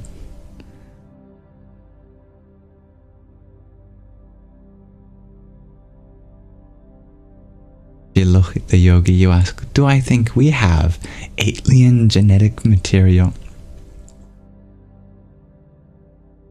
I have no way of knowing, really. Who knows what would count as alien? All I know is that our wonder about the stars and what comes from above has certainly changed the way that we view ourselves as a species, and the mysteries that our ancestors have projected upon the stars have stood the test of time, and we continue to endlessly question our place in the universe. I believe the symbolism of looking up is very beautiful. Metaphorically, a higher intelligence coming from above sounds a lot like the spiritual path of, opening the crown chakra and having that universal consciousness flow in, or more generally having devotion and looking up to the Father in the sky, for example, or the Father of the sky, Sky Father. I love all that symbolism.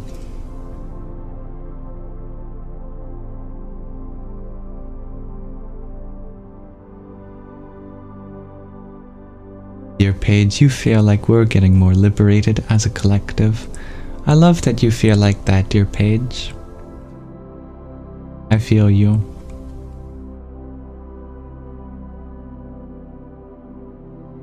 Oh, I'm sorry to hear that, dear Hybrid Jen.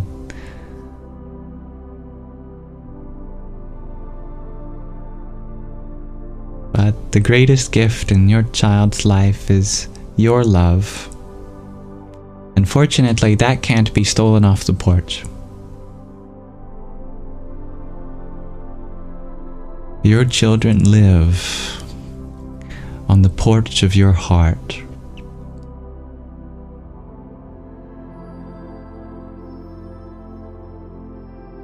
Mahina, you share, your house is full of trees and lights. It just makes your heart happy to see them, right? Especially during winter, when it's so dark, cold, rainy, cloudy. Seeing the light light up, it does stuff for the brain. Happy chemicals coming out. Big fan of light. Good for depression. Oh, I have a question of the day for everyone today. We can explore it together. I'm wondering, in what way is ignorance not bliss? Some say ignorance is bliss. What are the limitations of this saying?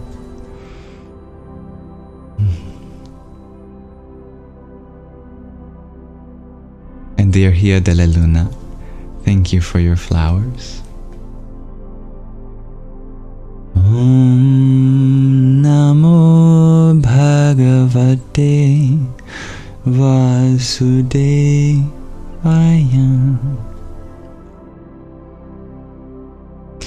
Dear Sandy, you ask, what do I want to do for a living?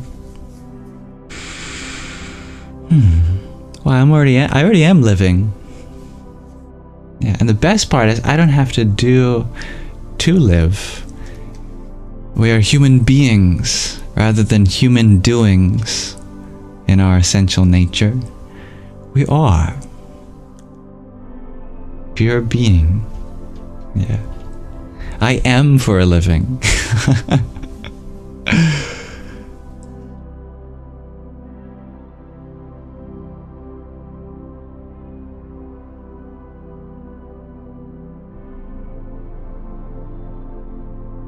And it's an understandable place where you come from too, user 224. But I would expect that as our humanity continues to evolve and advance, that we'll face harder and harder challenges that we couldn't have expected before. So in some sense, a lot of the struggle that appears to be increasing in the world can also be a sign that we're going higher, if you look at it from another perspective. Just like if you were to get a degree in anything, In college, the higher your learning goes, the more advanced you go, the harder it becomes, the more challenges you face.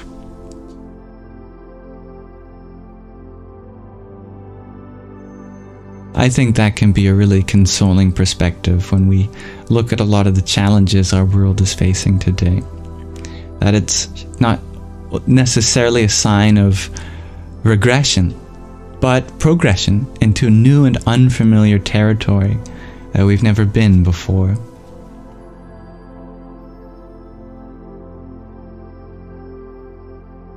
Good evening, dear Scott.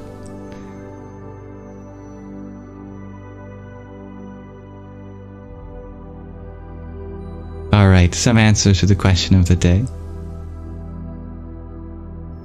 Dear Babblefisher, you share it leads to ignoring the suffering of others. Absolutely. Yeah. Weaponized ignorance. That's a very important one too, dear Magdalene. User 224, you share sometimes awareness of something that may be painful points you in a more favorable direction. I love that.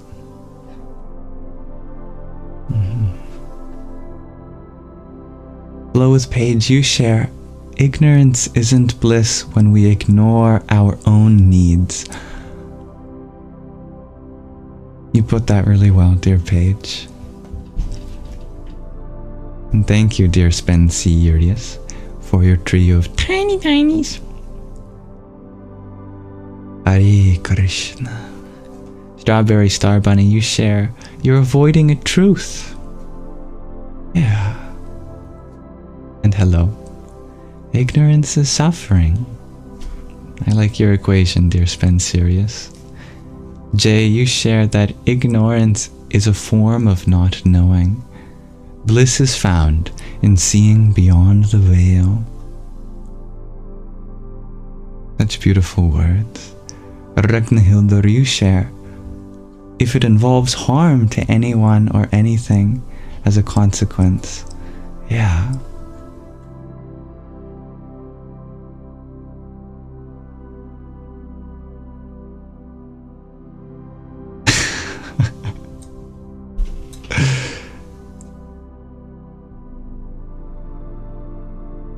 That's funny. Dear user 224, why? Why is that?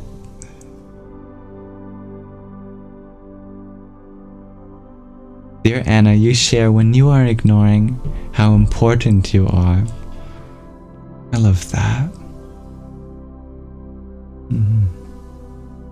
Oh, you already answered about my occupation or where I'm going.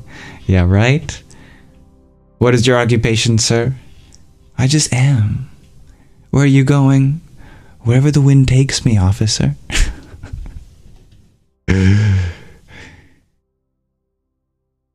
Yeah, we can't let this guy in. Dear Paige, you share, you feel we're always given opportunities to either change or stay the same. I like that a lot.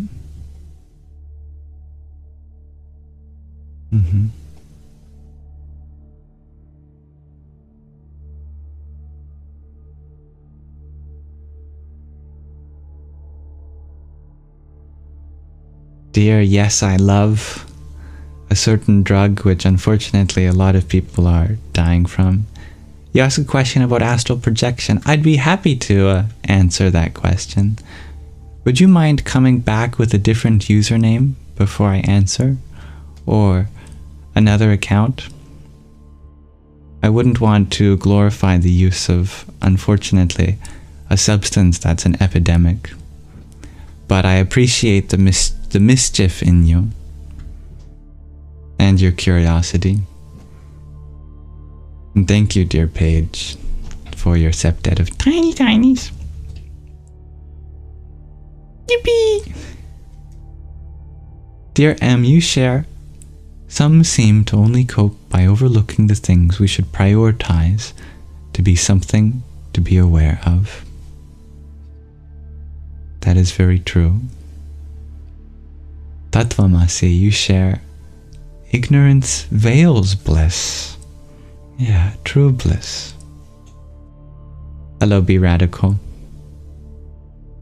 Mahina, you share, if you don't know, there's no pain. Yeah.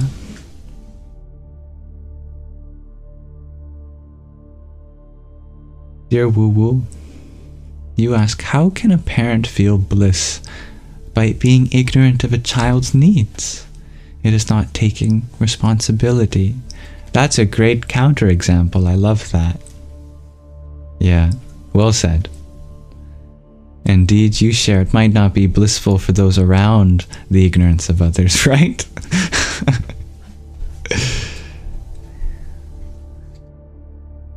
In Don Suela, you share, an ignorant person is limited in their experience of relating to others and oneself. Yeah. Hello, Jonathan. Thank you. How are you, my friend? I'm doing well.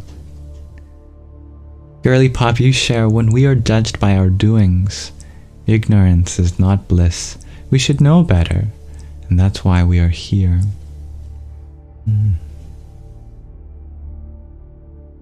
I just noticed the word ignorance probably shares the root from Gnosticism, referring to knowledge, coming from Sanskrit jnana, which means knowledge. And the word for ignorance in Sanskrit is ajnana, which might be the etymology of ignorance.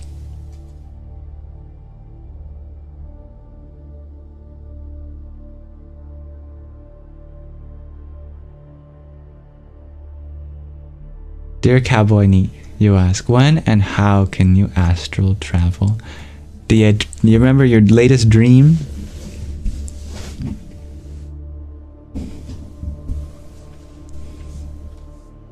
There you go. Do you dream at night?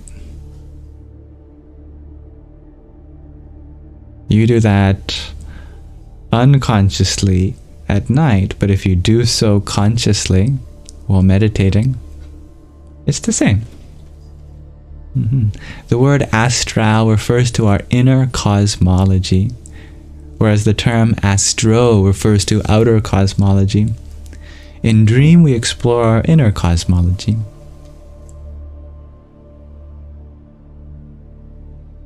And agnostic means to not know. That is a related word etymologically. Yeah. Thanks for pointing that out, Babblefishy. I like that.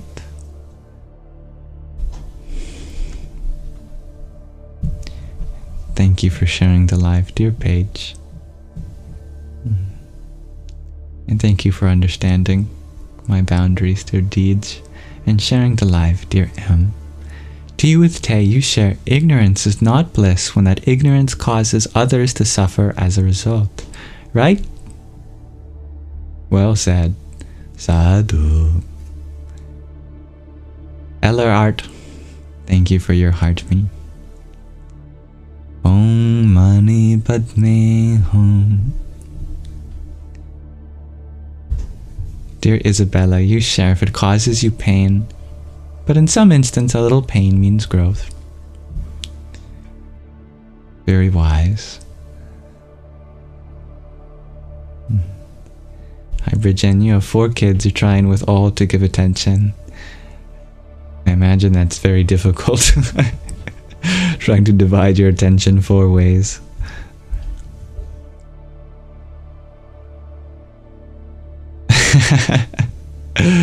I appreciate your interest of the Schumann resonance, dear Scully.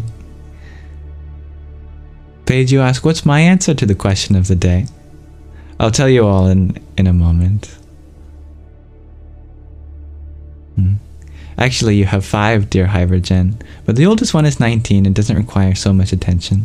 But you still do. Oh, they still need that love. Just in a different way. Hello, Perfect. I like your mantra, dear Chloe. Welcome. Hello, dear Jack. Dear Gidget. Your answer of the day is when we are addicted. Absolutely.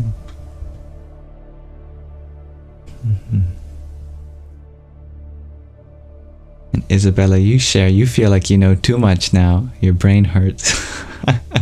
I know what you mean.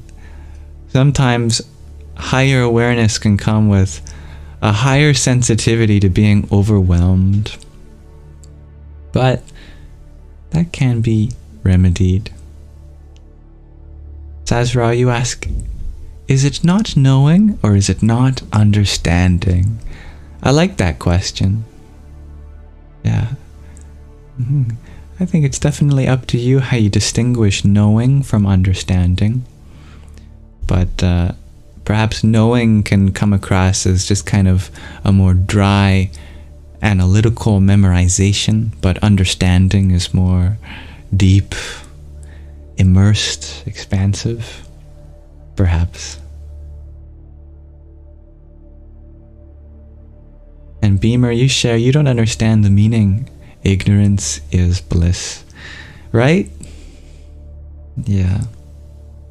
The idea is that if you don't know, if you're not aware of your problems, then you can't suffer them. But of course, that idea has many limitations, and we are exploring those limitations in this question of the day.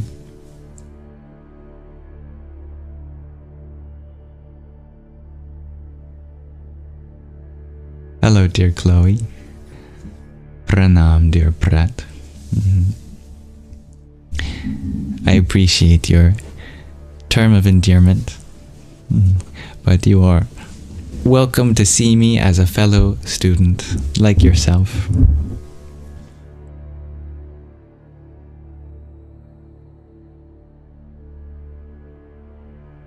Hello, dear daily inspiration.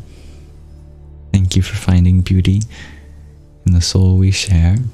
These have been wonderful answers to the question of the day. Everyone, thank you. You're perfect. You ask, what do I think of astral projection? And have I experienced anything unreal during it? Well, everything we experience is real on the level of the fact that we experienced it. But unreal in the sense of totally wicked, man. Well, I have many dreams. I'm a big dreamer. Kinds of meditations I do are generally different than ones that take me to brand new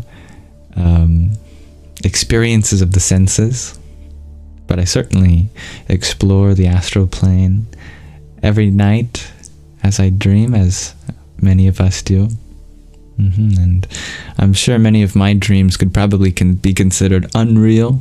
I once had a dream that I was at the end of the universe in terms of time. And it was a technological future where the whole universe had become filled with like technology. Like instead of there being vast regions of space separating things, it's like everything was this big technological machine that spanned light years in all directions. And it was falling apart, and things were short-circuiting, and there was rain falling from this one great auditorium that I was in. And I was lying on the floor, and I was like an ant. I think I was an ant, or whatever the future version of an ant is, trillions of years into time.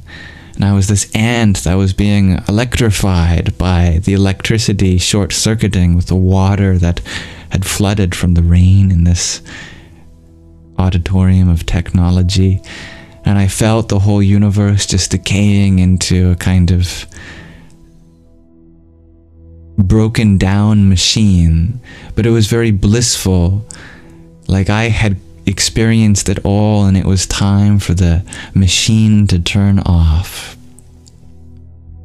That was a pretty unreal dream. Very abstract.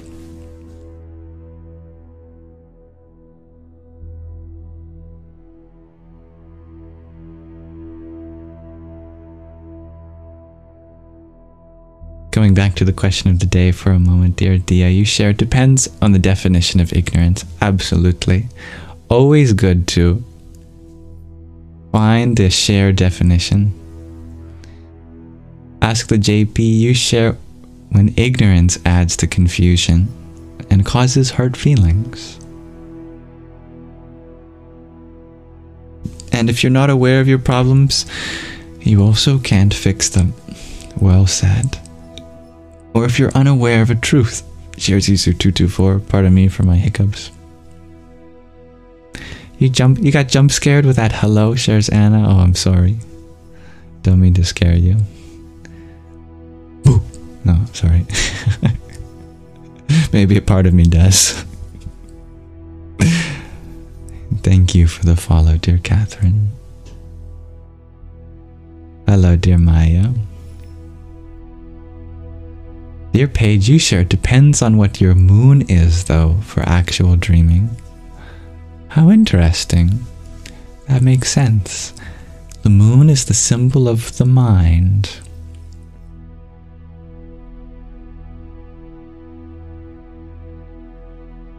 Dear Perfect, you share, you dream constantly at night, but never seem to be able to be lucid. To me, the secret to being lucid in dream is to be lucid while you're awake. You might say, I know I'm awake. I know when I'm awake. And I believe that you do. But do you truly keep that knowledge in your awareness at all times? You know, the knowledge of, wow, I am here. I am aware, experiencing this universe. Sometimes we forget. And you just have that sudden realization, oh my goodness, I just remembered that I exist. Sounds ridiculous, but we've all experienced it in some way. Wow, you know, you just have that realization, I'm alive. That's called lucid waking.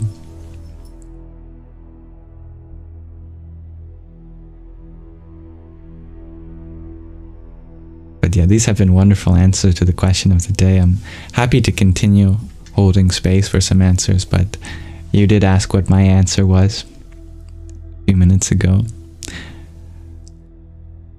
My answer is, if ignorance was bliss, the whole world would be blissful by now.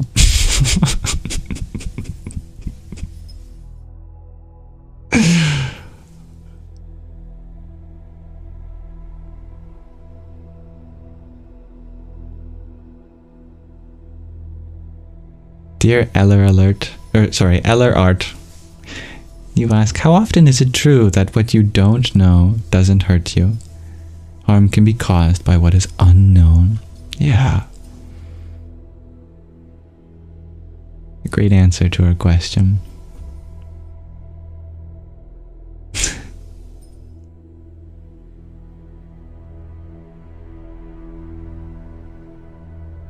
User 224, you ask for me to please make a question of the day that is about dreams. Oh, yeah, that can be our question of the day tomorrow.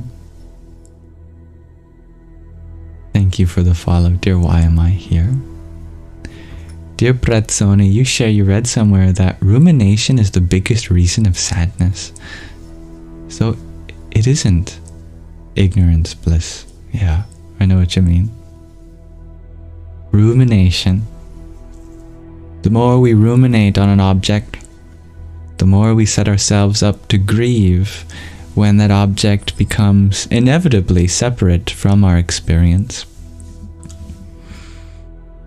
If we continue to think, this gives me happiness, then in absence of that thing, from all the rumination on that object, we feel deprived of happiness. Is bliss relative, though? Asks G2 Infinity. I like that question. Well, bliss certainly comes in many different flavors.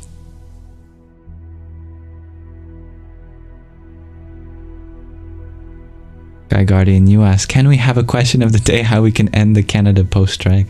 I know you are joking, and also very, very much worrying about the package that you had sent me. I appreciate that. Unfortunately, I'm not sure if the question of the day would affect the national strike, but we can certainly send off a prayer that these workers get what they're striking for: better pay, better working conditions, better benefits. They certainly deserve it, especially this time around the year. They are all the elves.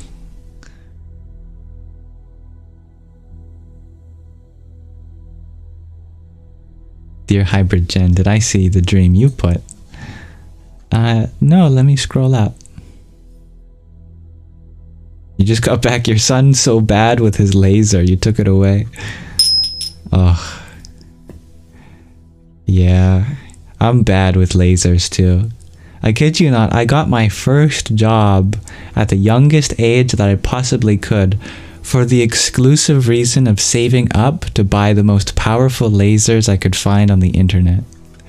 And so somewhere scattered throughout my house is really powerful lasers that could, like, not just burn things and pop balloons, but theoretically, like, a supervillain chop down a tree. This 100-watt carbon dioxide laser that you need a frickin' generator and a what's it called? A water pump to cool it. It looks like something out of Ghostbusters. I'll have to dig it out for you. So you can be grateful that your son doesn't have that. Oops! Sorry, I burned a hole through the wall. But no, even the most, the weakest lasers are dangerous for your retinas. I don't think your comment about your dream came through, unfortunately. I've been scrolling up and you might have to rephrase it.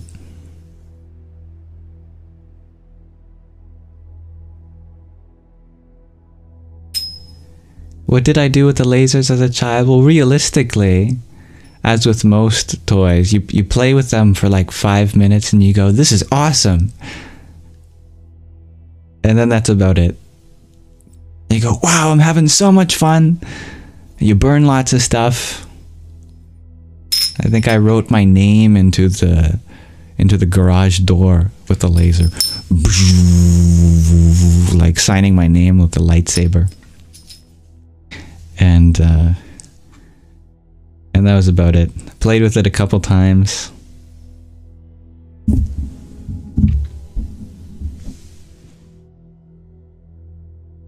And then never played with it again.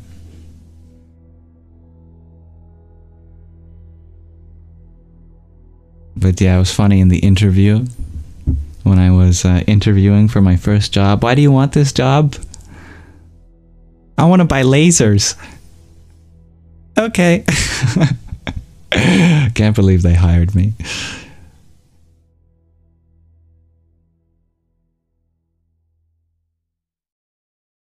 Isn't that wonderful? All the children that sent their request to the North Pole. I recently found all of the letters that I sent to Santa. I think I actually have one of them behind you.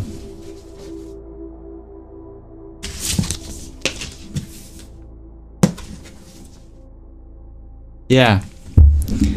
So we were going to the crawl space the other day and we found I think my mother's grandmother, so my great-grandmother's Bible, the Jerusalem Bible. It is much bigger than your average Bible, and it is thick. And it's still Bible paper. Anyway, we were looking at this gargantuan Bible, and as soon as you open up the Bible, here are my letters to Santa.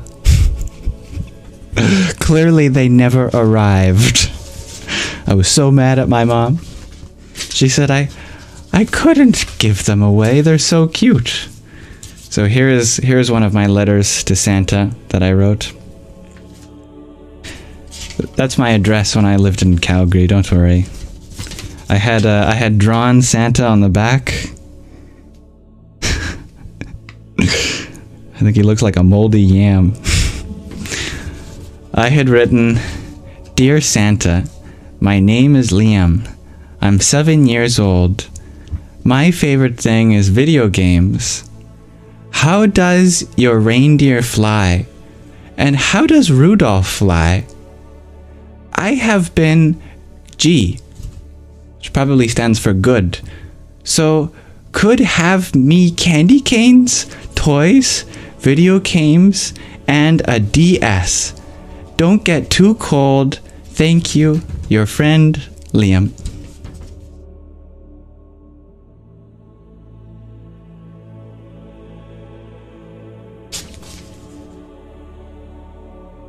I stepped it up next year, I think, with this letter.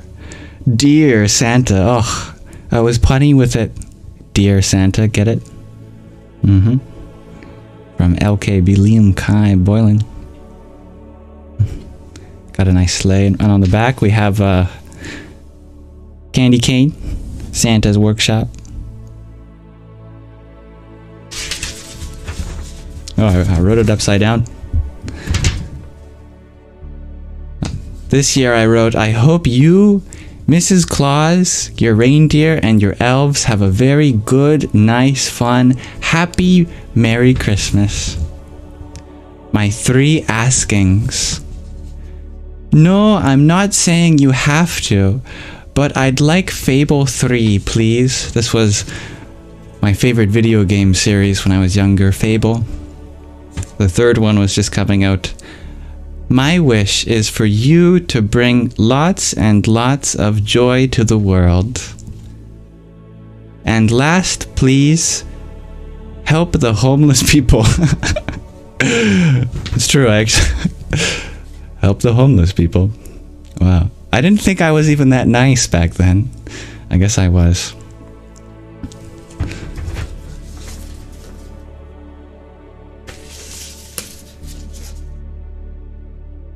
But clearly they never got delivered to Santa. So sad. But it was a joy to see these again. I remember writing these letters, and I would never have expected to find them in the Jerusalem Bible. I was like, "Mom." She was like, "What? I put them in the last place you'll look." I said, "Fair enough. You're right. I never opened this."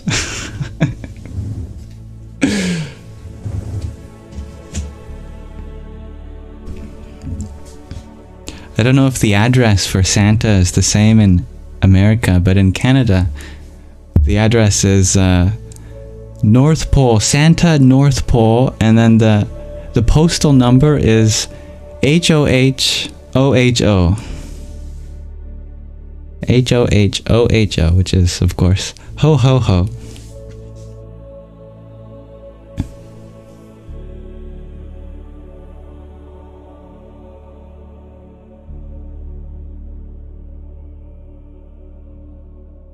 Do I still play video games? Asked Thea. Sometimes. Definitely not as much as I used to. I used to play video games practically from the moment I awoke to the moment I went to bed. And I was so bad at stopping. I never wanted to stop playing.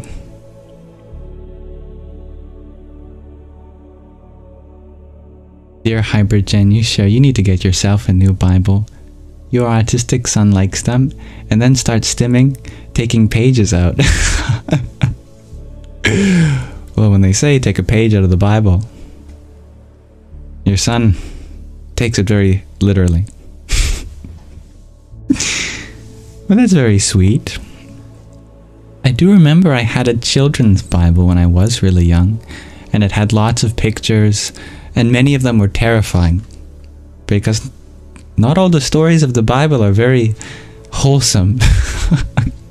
I remember being absolutely terrified at the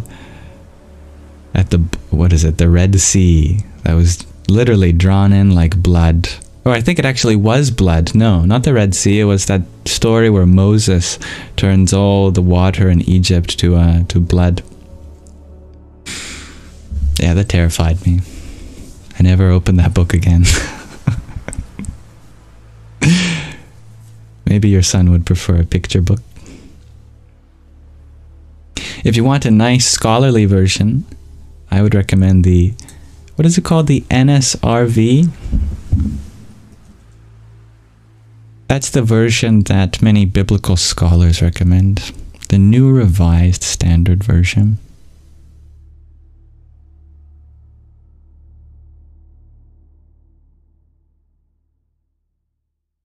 Yeah.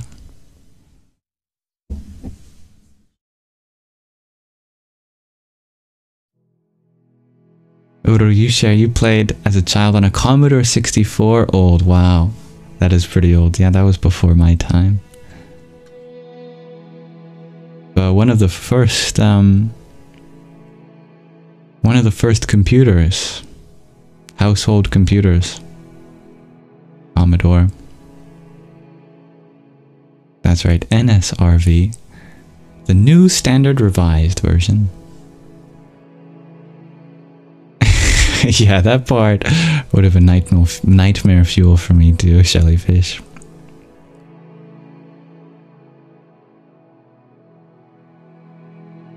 But yes, I would, in general, recommend spiritual scriptures for adults. But spiritual stories can be great. Songs, poems. Mihina, or sorry, Grandma Fairy, you're going to find your inner child and write a letter to Santa. I love that. Maybe we all can write a letter to Santa this year, if you celebrate Christmas.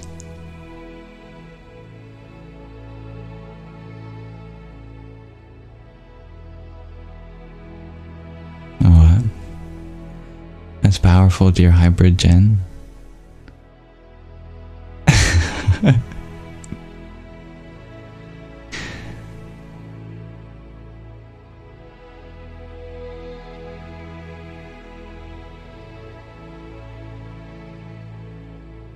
That is true, Sky Guardian. You did help a homeless person. And in your words, in my honor. So it was honored. Thank you, Santa Guardian. You love finding little kid writings and how honest they are, dear Rhiannon, right? I do remember, there actually became a meme of the same thing later in life, but maybe it's a universal child experience. I do remember writing one time about how frustrated I was that people ask, how are you? And you have to say, I'm good. Because sometimes I'm not good. But I feel like I have to say it.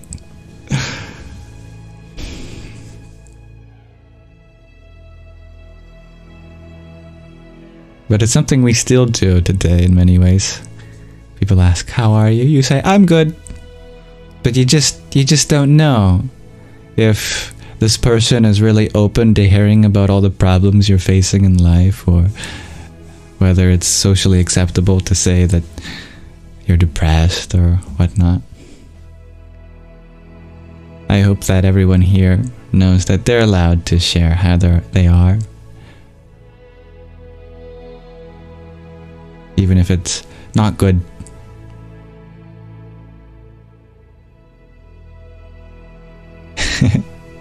Send you my gamer tag, dear Dia. You play Fortnite and SO. It's been a while since I've had a gamer tag. What was my last gamer tag?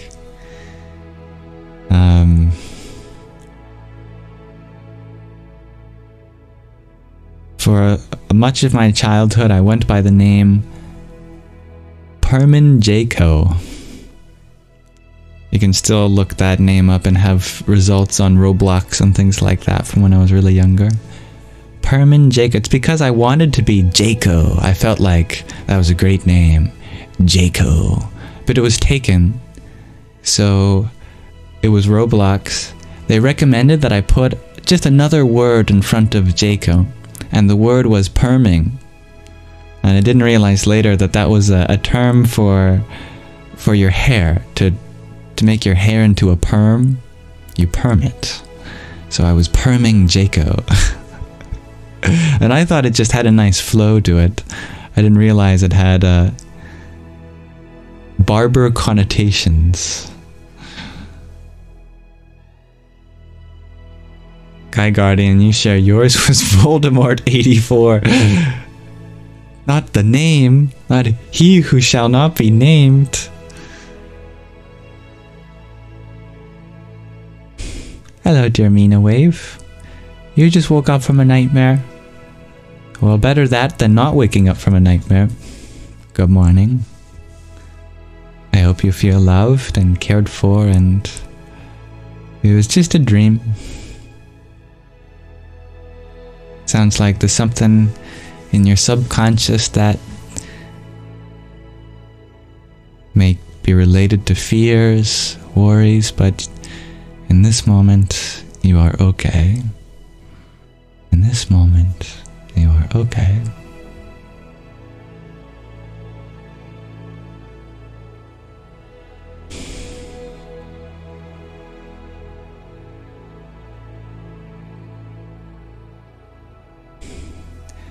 Dear Joe, you ask, do I have a book recommendation for entering into the wisdom of Buddhism? You really align with it.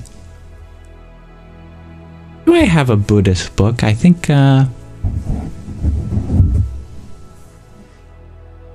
do. Most of my books are from other religions, to be completely honest, but let me find one for you. One moment.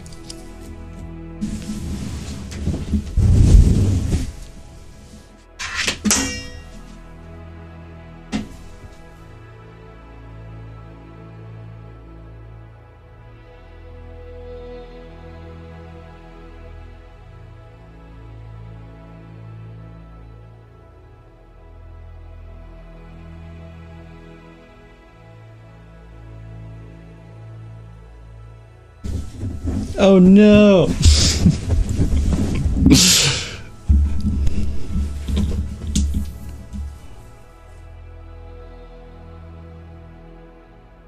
So I found the chocolate coin that I missed. I was sitting on it, and it's now very liquidy. It's goopy. Chocolate's gooping out of the side.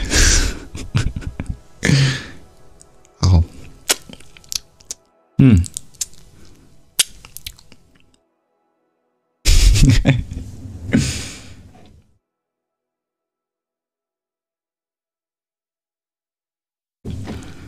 One of the books that we read through together, which is a small one, is the Pocket Pema Chodron. She is a lovely Buddhist nun, and this book is filled with 108 passages from her many works. She's a prolific writer.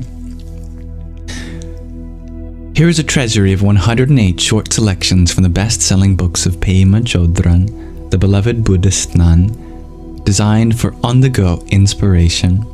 This collection offers teachings on becoming fearless, breaking free of destructive patterns, developing patience, kindness, and joy amid our everyday struggles, and unlocking our natural growth, intelligence, and goodness.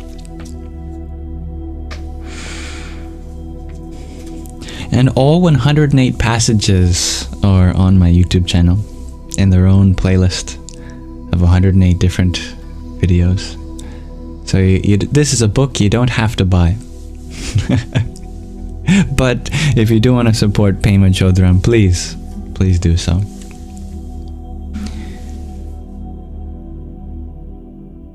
Thank you, dear John Simon, for your heart me and trio of roses. Ram Ram. Much love, dear Joe. Hybrid Jen, thank you for your 16 roses and a trio of tiny tinies. Yahoo! Hello, dear Alien. While I was getting up, something else fell out of the Bible. This Bible is holding all sorts of things. It's a very young picture of me, in Calgary at my grandmother's house. And I actually remember this moment. My picture was being taken from the other side of the fence where my grandma's neighbor lived, and there were some young girls that lived in that house, and we would jump on the trampoline just next to where the person is taking the picture from.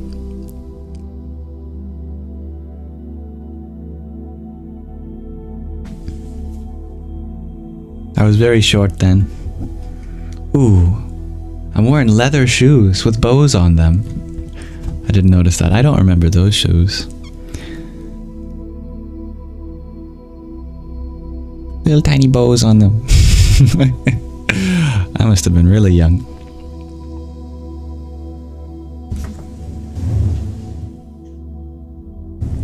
Back when I had no hair care. This was back when my hair was blonde even.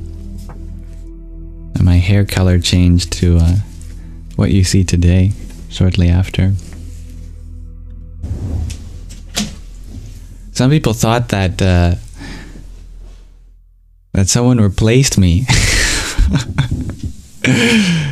because my hair changed color, I think, very quickly. And so friends and family were like, that's not your son. I could have sworn he was blonde. Well, not anymore. I've heard that it's actually not so uncommon for many people to be born blonde but have their hair color change in later life. Yours did too, dear Babblefishy. Did my hair darken recently? You thought my hair was dark blonde a few months ago. No, we're talking when I was only a few years old. Did it change to the color you see today.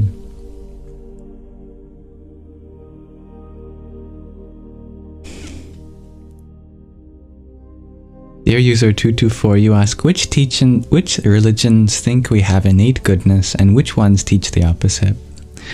Under the right interpretation, I think all religions teach about innate goodness.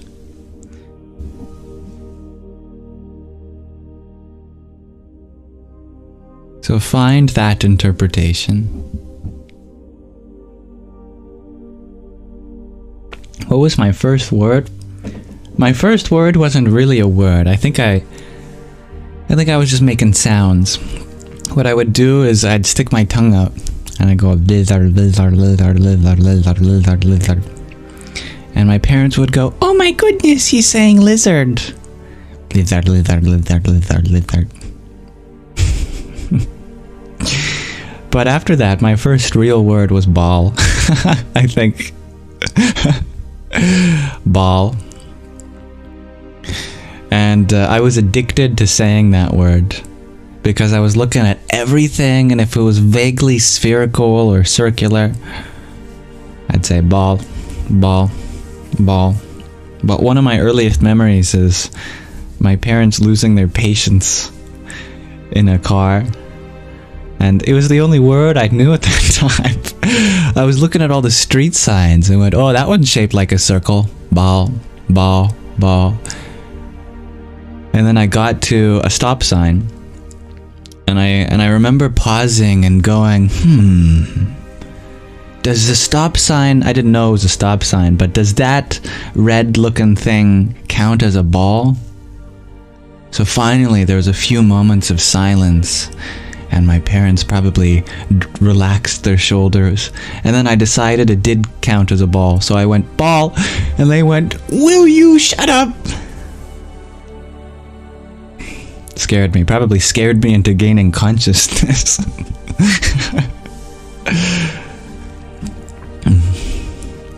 But what's interesting about that memory is I remember understanding what they said, but you know, the only thing I could say back was ball or not ball. So I couldn't explain myself at that time, which was frustrating.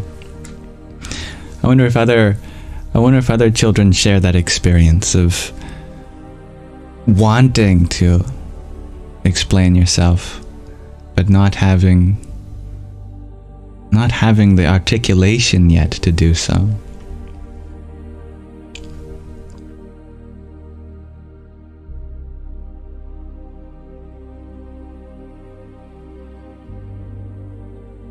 Imagine the freedom we feel when we express our first word. It's beautiful. It's just beautiful. Yeah. Yeah, if I ever want a tattoo, I should get a lizard and a ball. Or a lizard playing with a ball. That'd be a throwback. Do ball or not do ball?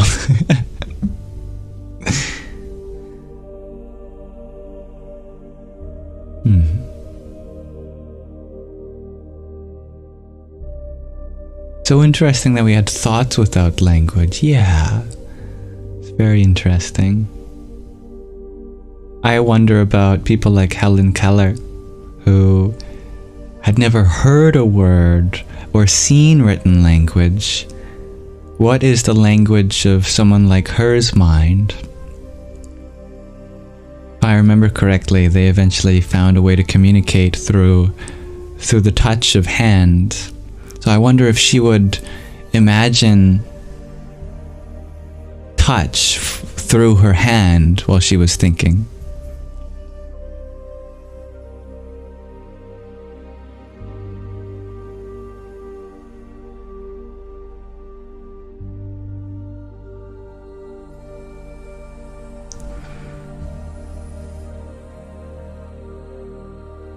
I suppose she probably learned Braille too, because she could feel that. I don't know the full story of Helen Keller. I'd love to know.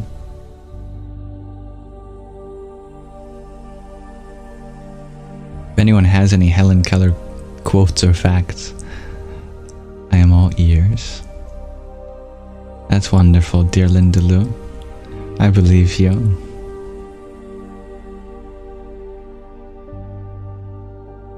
Dear Sky Guardian, you remember you got yelled at because you were speaking a different language and not English. Do you remember what language it was? They got annoyed and you didn't want to speak English. That's very interesting, since I know today English is your primary language. Was it Hindi or Gujarati? Or was it just baby talk? You're making up your own language. I'd rather speak Goo Goo Gaga than English.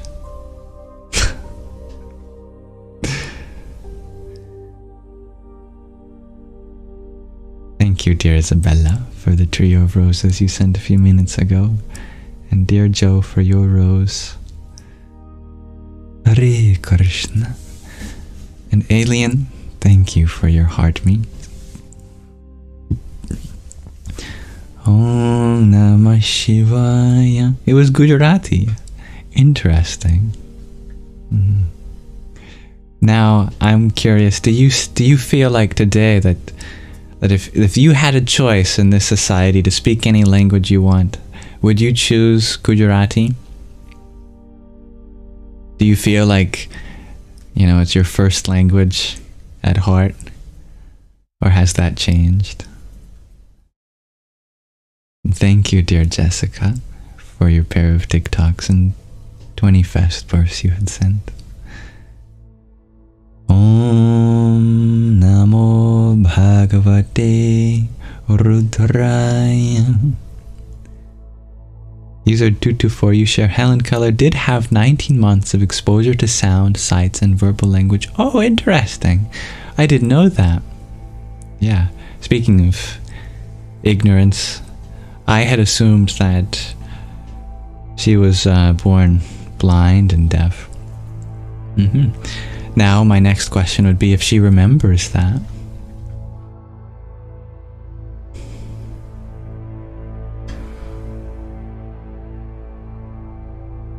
Mina Wave, you ask, what do I think is the most beautiful language? Oh, whatever language laughter is. We all laugh in the same language. We all know how to interpret laughter, no matter what place in the world you're from.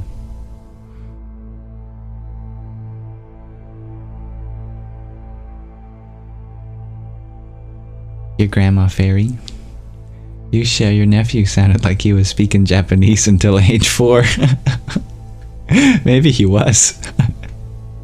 Did you ever have a Japanese person confirm or deny?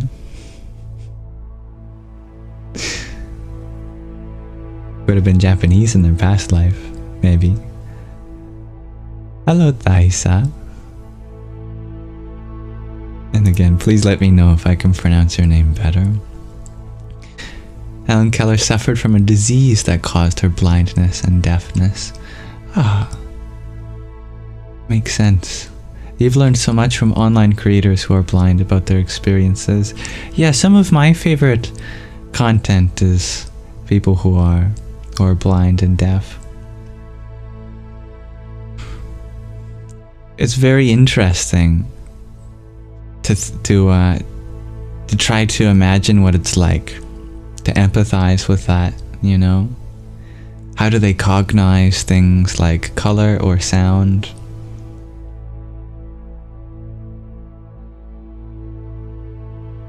How their day-to-day experience is so different. I really like the blind surfer. He's great. And probably everyone here has heard his voice since he is a voice actor.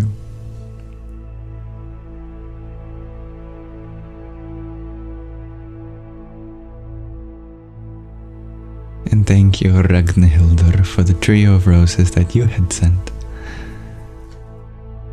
Om Dham Namaschanduraya. And dear JD Questions, thank you for your heart me as well. Om Kham Jahnavyai Namaha.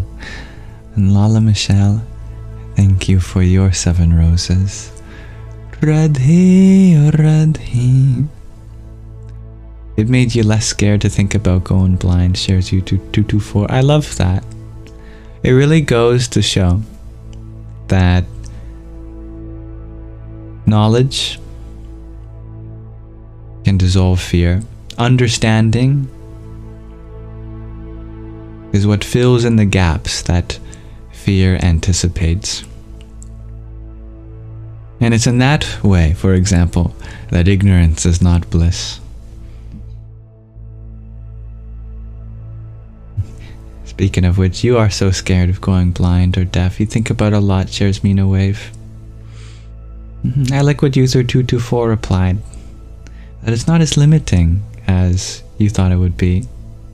If you watch some blind creators like Molly Burke, you may feel less scared. I love that. That's very wholesome. Thank you for saying that, dear user 224. You even get anxious when you close your eyes, dear Mina. Some people close their eyes when they're anxious to make them feel better. All to do with your association of the feeling or the experience.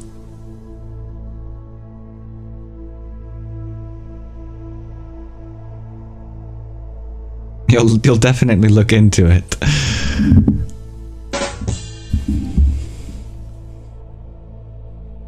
Hello, Crouton. You had asked, how do you stop being scared of letting someone go?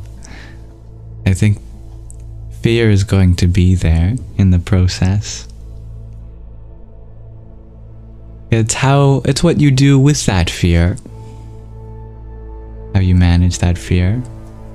Are you going to let that fear prevent you from creating a possibility for you or another person? Do you have enough bravery to complement that fear? Instead of what can you take away from your experience, what can you add to your experience to balance out the rest? Letting someone go is giving them an opportunity to discover their independence.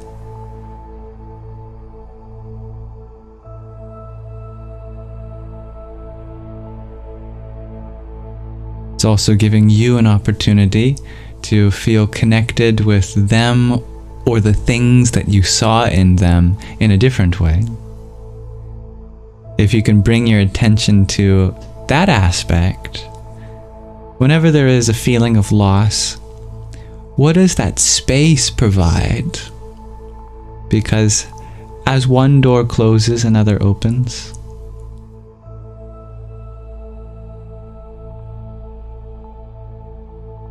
There's a beautiful word for it in Judaism called tzimtzum. It might be two words.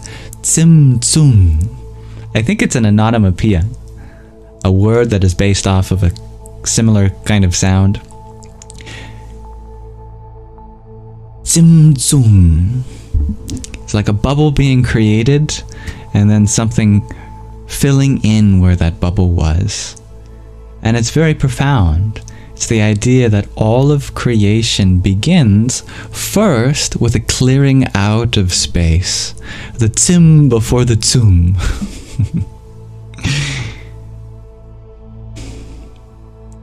So that's true at a very high theological level, that the source of existence begins first with space, clearing out room for there to be something. But also at the personal level, whenever there's a clearing out of some experience, an opening, that's just one part, the tzim. You gotta put faith in the tzum.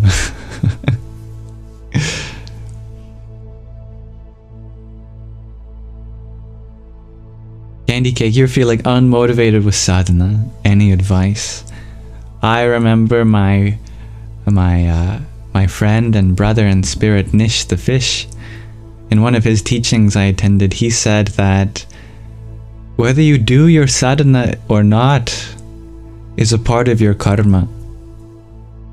That whether you meditate for longer or not is part of your karma.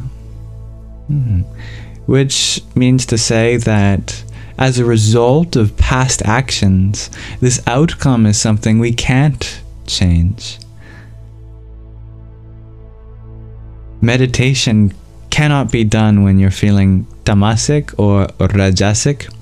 You do have to wait until you are feeling sattvic, and you can never force yourself to be sattvic in the mode of goodness or purity. But you can create that time for yourself, and that's the difference.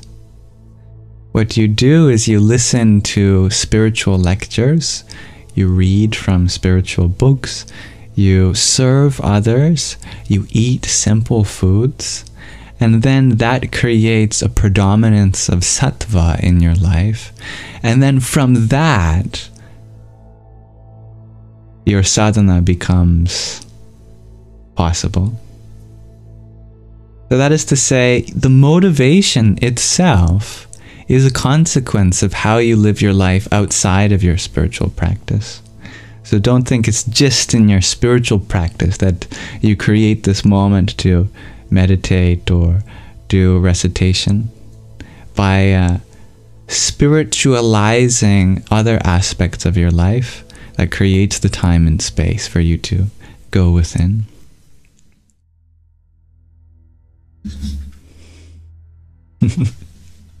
And I thought that was a really powerful idea that I definitely needed to hear at the time. And it helped me not judge myself so much about the lack of motivation in my sadhana, my spiritual practice. And dear Anna, thank you for the ice cream cone you had sent. Rum rum. You're very welcome, dear Candy Cake.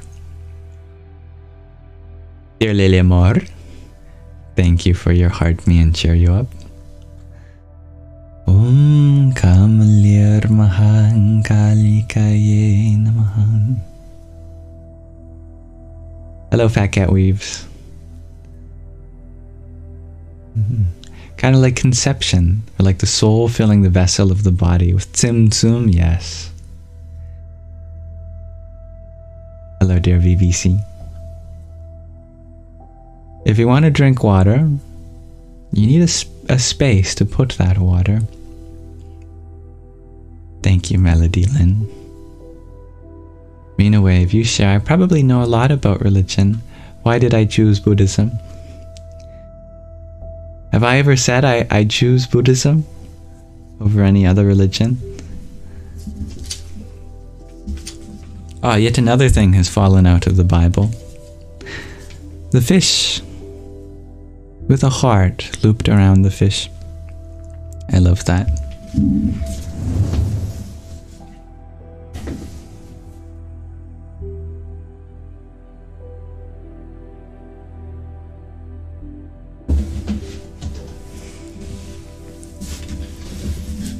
But thank you for finding knowledge in the things I share about religion. I like to share as much as I can from a perspective that benefits whoever I'm talking to. So if I'm talking to a Christian, I use Christian terminology. I try to as much as I can. If I'm talking to a Buddhist, I try to use Buddhist terminology. That I try to frame my ideas in a context that makes sense for the listener. So it's interesting that in the discourses we've had here, you've probably felt a Buddhist connotation. I do draw a lot of inspiration from Buddhism and its ability to speak to a wide audience.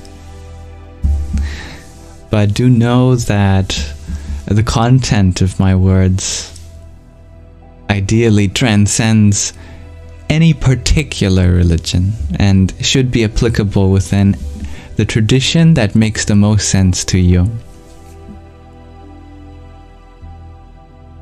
I want you to be successful in whatever tradition you feel the most truth in. My goal is not to share a perspective that ever replaces your own, but adds to it. In other words, if you're a Christian, I would love for you to be a better Christian. And that is what I want. If you are a Buddhist, I want you to be an even better Buddhist. Whatever you are, I want to accelerate you in that path. You get to decide the path you want to follow. I only wish to help you in your journey.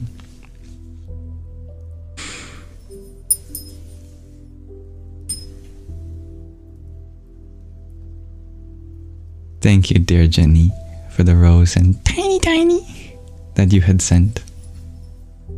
Yahoo! And dear Crouton, thank you for your rose. I always love your name, Crouton. Ram Ram.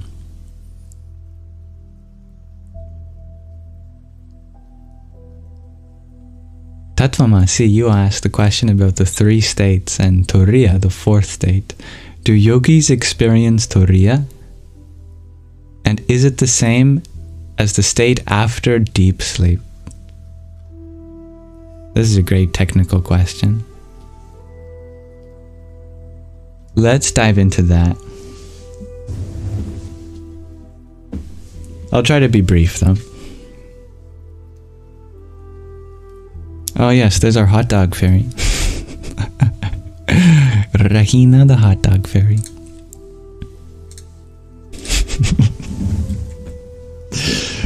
Okay.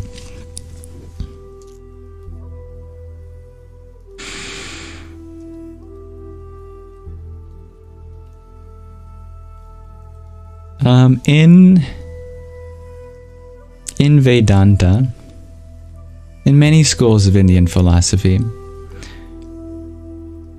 there is a concept called the 3 states.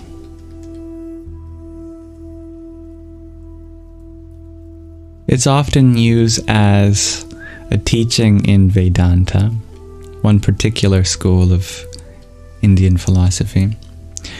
The 3 states are waking,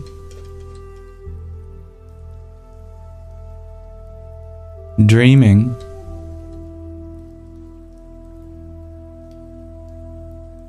and deep sleeping, or just sleeping for short.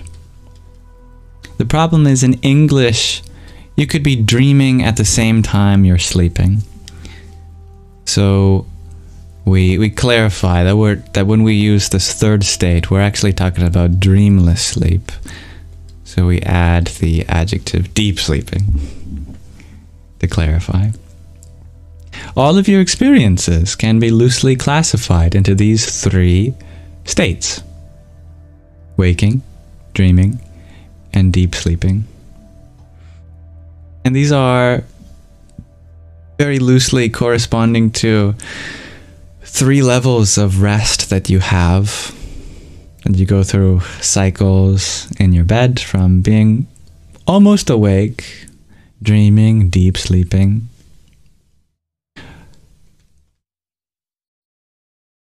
And this is in increasing order of subtlety.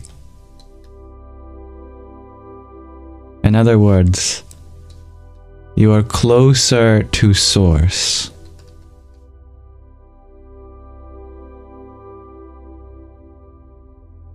You're closer to source when you're dreaming than you are when you're waking. You're closer to source when you're deep sleeping when you are in fact, they say that in deep sleep, you are reunited with source, and that is the traditional reason why your body goes through healing while deep sleeping. If you get to that place of deep sleep, your body heals because you're reunited with source energy.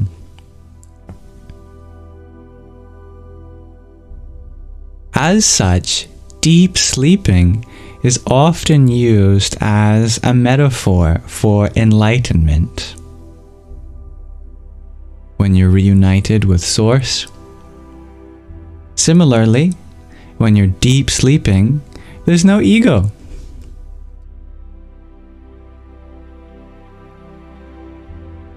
There's no ego. No duality.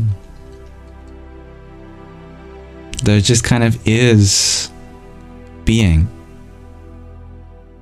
No thoughts, no sights, no sounds, no tastes, no feelings, just pure being. But there is a fourth state. And that fourth state is called as Turiya.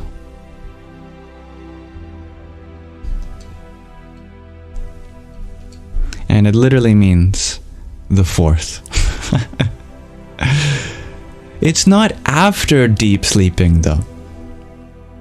It's secretly what pervades all 3 states all of the time. So the fourth state isn't separate from waking, dreaming, and deep sleeping. It's the reality that is happening at this moment. Beyond ego, beyond duality, beyond the separation that we have. So a natural question is, then, that often does get asked, if Turiya is often metaphorically associated with deep sleep, does that mean the yogi no longer sees anything? They no longer hear anything? That they are just kind of like a walking shell and their soul has gone to Brahman and now it's just, you know, whatever survival mechanism has been left behind and you're no longer interacting with anyone? Well, first of all, what a terrifying idea. Second of all, fortunately, no. The yogi still experiences the world. The yogi no longer identifies with the world. And that's the difference. The yogi may use profound terminology like the world disappears. But really, what they're referring to, in my opinion, is their identification with the world disappears. That the world, in terms of their limited self, is what disappears. Is Turiya consciousness? Yes, Dansuela, it is consciousness. I'm very impressed that you know that. Intuitively. I'll read you what Nisargadatta Maharaj said about his experience. If I can find it in my history.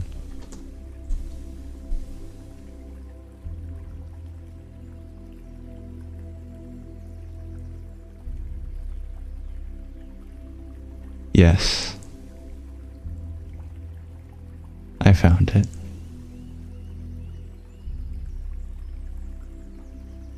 Allow me to put it up on screen for you. I'll read it out.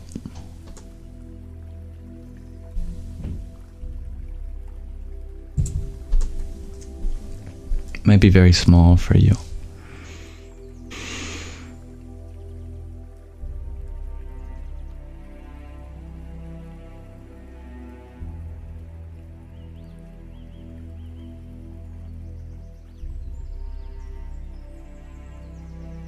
Nisargadatta said,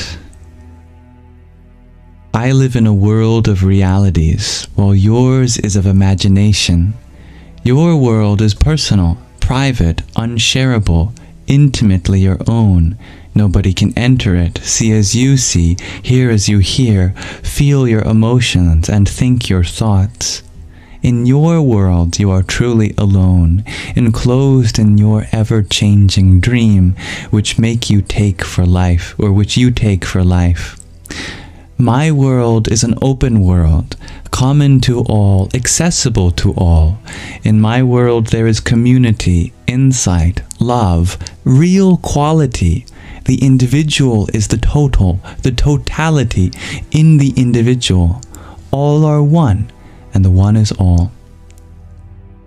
Questioner asks, is your world full of things and people as is mine? Nisargadatta says, no, it is full of myself. The questioner asks, but do you see and hear as we do?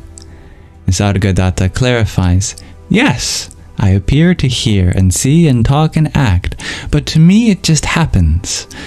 As to you, digestion or perspiration happens. The body-mind machine looks after it, but leaves me out of it. Just as you do not need to worry about growing hair, so I do not need to worry about words or actions. They just happen and leave me unconcerned, for in my world nothing ever goes wrong.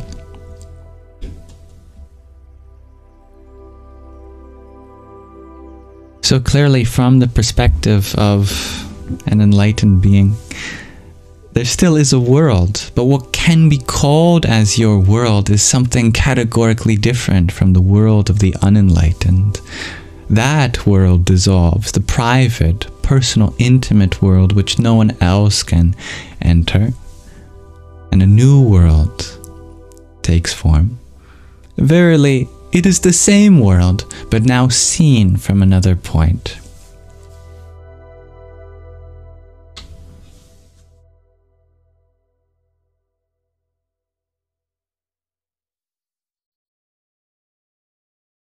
Thank you, Jan, for the rose you had sent. I hope that answers your question, dear Tattvamasi. Thank you, Jan. Namo Namaha. I like that, Dia. I'm happy you found that profound, dear Donsuela. Nisargadatta Maharaj is a wonderful teacher. That's right, dear Starlight, wow. Thanks to you, I was able to pull that up.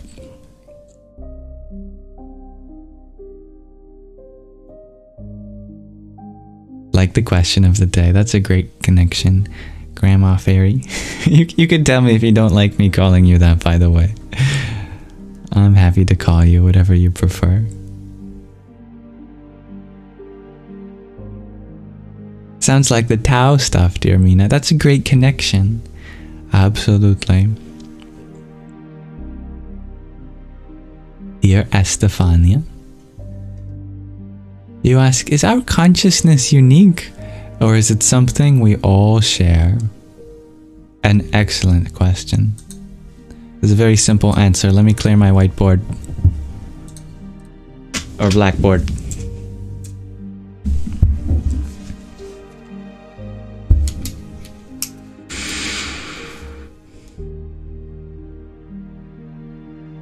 Okay.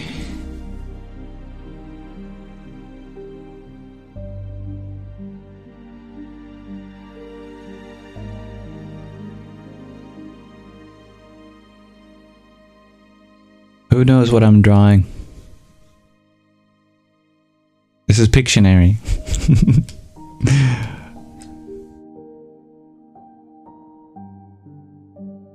What are you looking at? A flame? Be a very hot flame.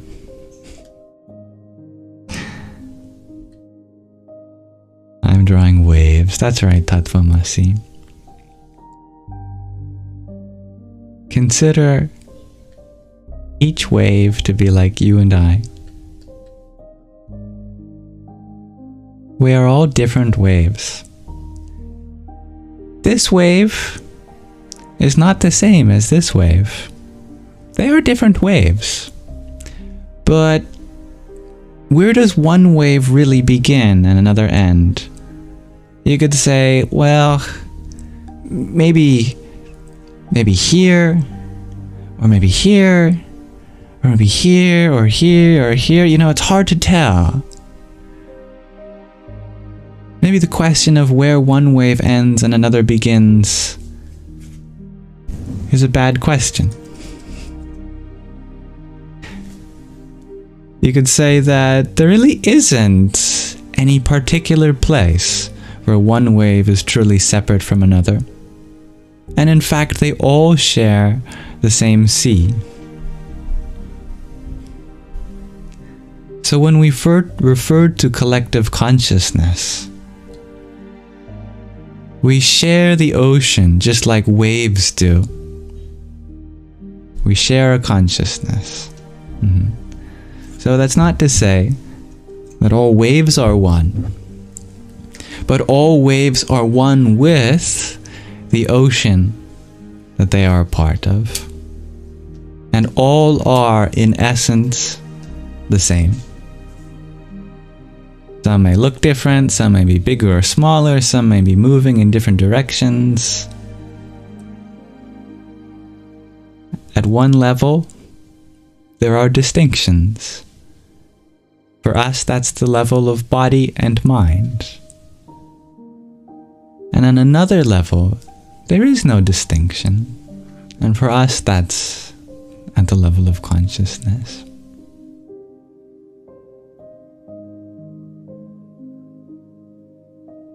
We all share the same fabric. I like that analogy too, dear Myrna. Yeah, and you got it, Harry.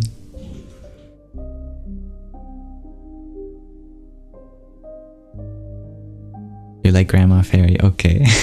Good to know.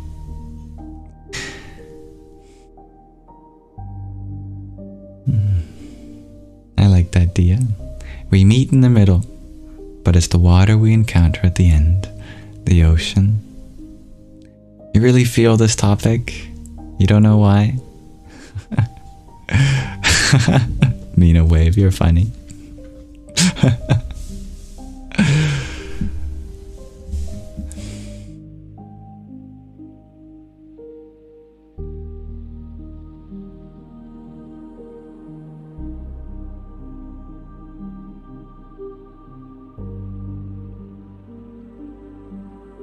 This bliss you share, you need some healing of the mind. You got blocked today for supporting pro-choice LGBTQ. Sounds like you dodged a bullet. Why would you want someone in your life that isn't going to value your views, or at least hold space to listen to them?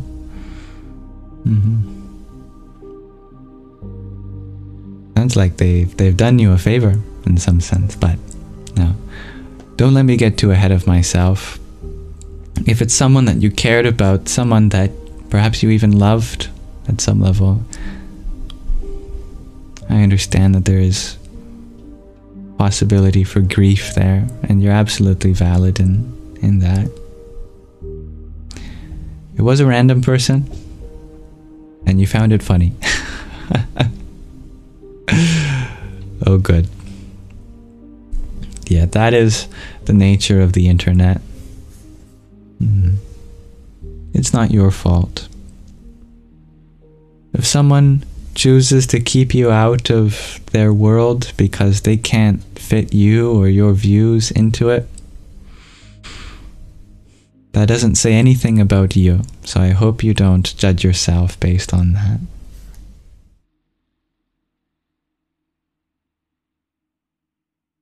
I like that quote, Alien. You are not a drop in the ocean. You are the entire ocean in one drop. By Rumi.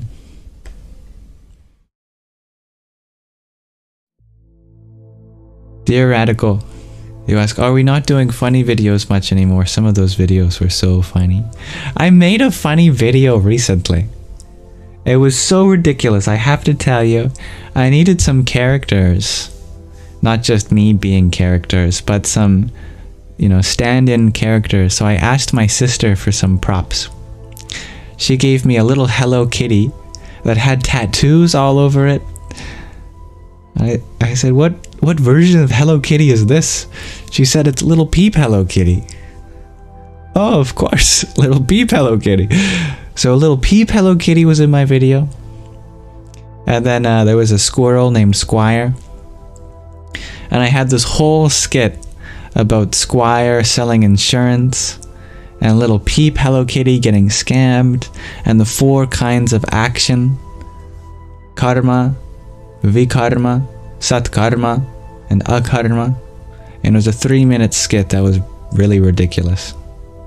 And I think it was so absurd that the universe was like, no, we can't let you post this. And so the video got corrupted, and the video's gone. So I do know that funny videos are already in the works. I just have to find a balance, I guess, for the universe to be like, okay, that's an acceptable amount of absurdity.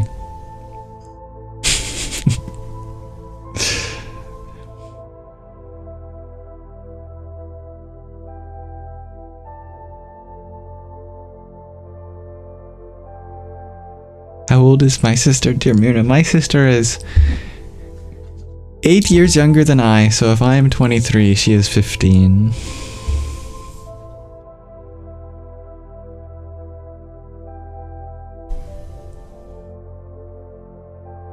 Thank you, dear Chastity. I appreciate your appreciation. User224, you ask, do I think online spaces would become healthier if we had to identify ourselves, or is it better for everyone to remain anonymous if they choose? I think there's absolutely places where anonymity is preferred. I think one of the best examples I can think of is if you think of sexual education in school or drug education, things that have a lot of stigma, and you want the children to engage in questions, but you don't want them to feel stigmatized for asking such questions. The best thing you can do is have the children ask the questions anonymously. Write their questions about sex or drugs and alcohol and keep their name off of it and put it in a bowl and then draw it randomly. And so the children still get their questions answered, but they don't have to associate with the question publicly. I think that's a wonderful place of anonymity. I think in cases of voting for things, anonymity can be helpful too. But for personal connection, it can really be helpful to share a name, share a face. I am really grateful for those of you that have a name, even if it's not your legal name here. I do feel, you know, more connected to those who have a name. But it's always, of course, the individual's choice. Something can certainly be said about hiding behind anonymity. And when there aren't consequences for being mean online, then yeah, anonymity can be used to perpetuate bullying, cyberbullying, for example. That would you type this comment if it can be traced to you? It's a question that we can ask ourselves, and the fact that it's such an uncertain question shows that we may indeed change our behavior based on how we present ourselves or how people perceive us. And I think it would be best to ensure that we wouldn't do anything that we wouldn't if our identity were known.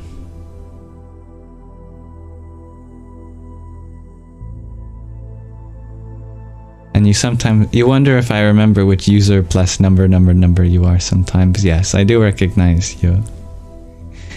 Yeah, I usually keep the first 3 numbers in mind. I remember you, don't worry.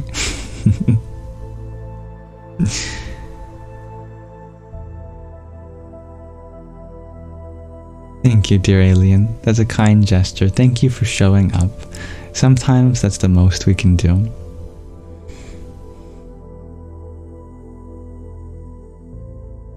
Yeah, many of you like the skit I did on silence. It was a funny skit. I could make that one public. I don't have problems with that one. Am I the favorite among siblings? Ask user 224. Well, I like the way my mom puts it. That I am the favorite son, and my sister is her favorite daughter, and there will always be a special love for the firstborn, and there will always be a unique kind of special love for the youngest child too. There is differences in what it means to have, a child for the first time or a second time. It's only natural. But that doesn't mean the intensity of love is different.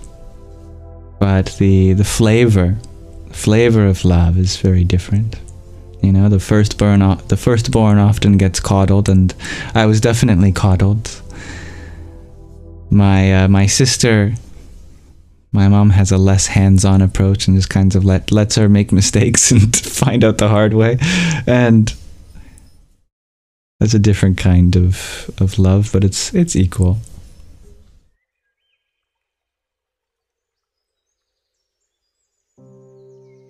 Starlight, wow, you say your eldest son is your favorite oldest son, and your youngest son is your favorite youngest son. I like that.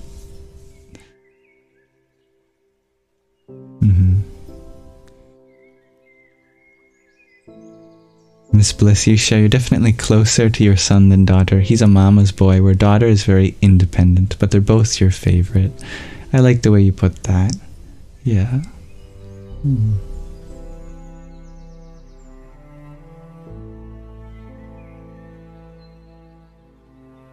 You recognize many of the regulars here all the time, dear Izu224, and they recognize you too. Oh, thank you, dear User224.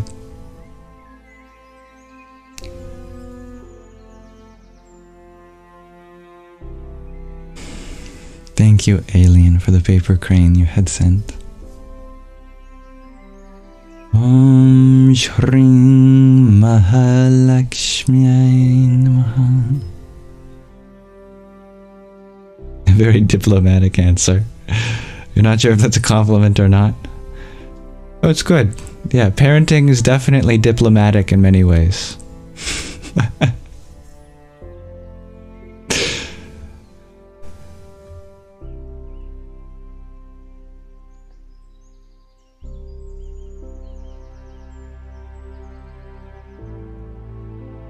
Well, I've had a lot of fun here. I think this is a good time to think about wrapping up today's Saṅgha. We did a really long one yesterday.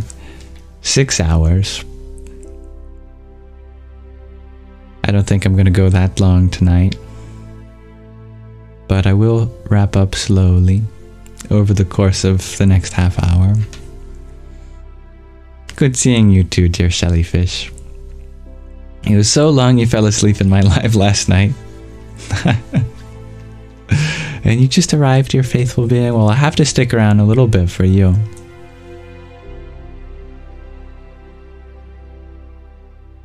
I do thank everyone for the exploration of the question of the day that we had. Hello, Phi Omega. Thank you for your Greek words. When do I start streaming though? It's like you always miss. Is there a schedule? There's no formal schedule, but recently I've been trying for 5 p.m. Pacific time. Don't know what that is in other times. You'll have to do the conversion. I think it's 8 p.m. Eastern time. Sky Guardian will have to confirm. If Sky Guardian is still awake, might be past his bedtime. Yes. You have fallen asleep once or twice, and one time it was to a slightly terrifying video of Kali. Yeah. Oh, I love that meditation. That was one of my favorite meditations, but it really scared a lot of people. But that's the nature of Kali, the scary form of the mother. And it is a blessing to have a mother so scary, because then she scares away all of your demons, all of your enemies.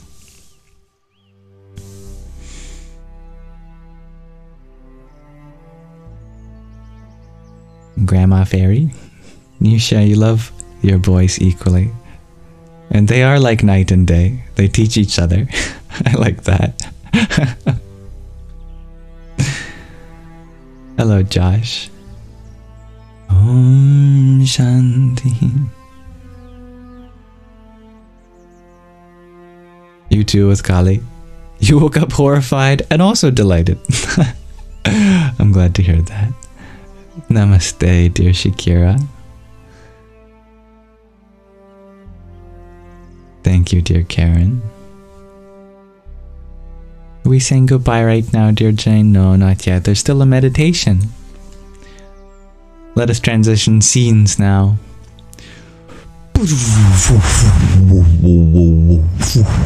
Okay, that was definitely a sound effect, and not my voice.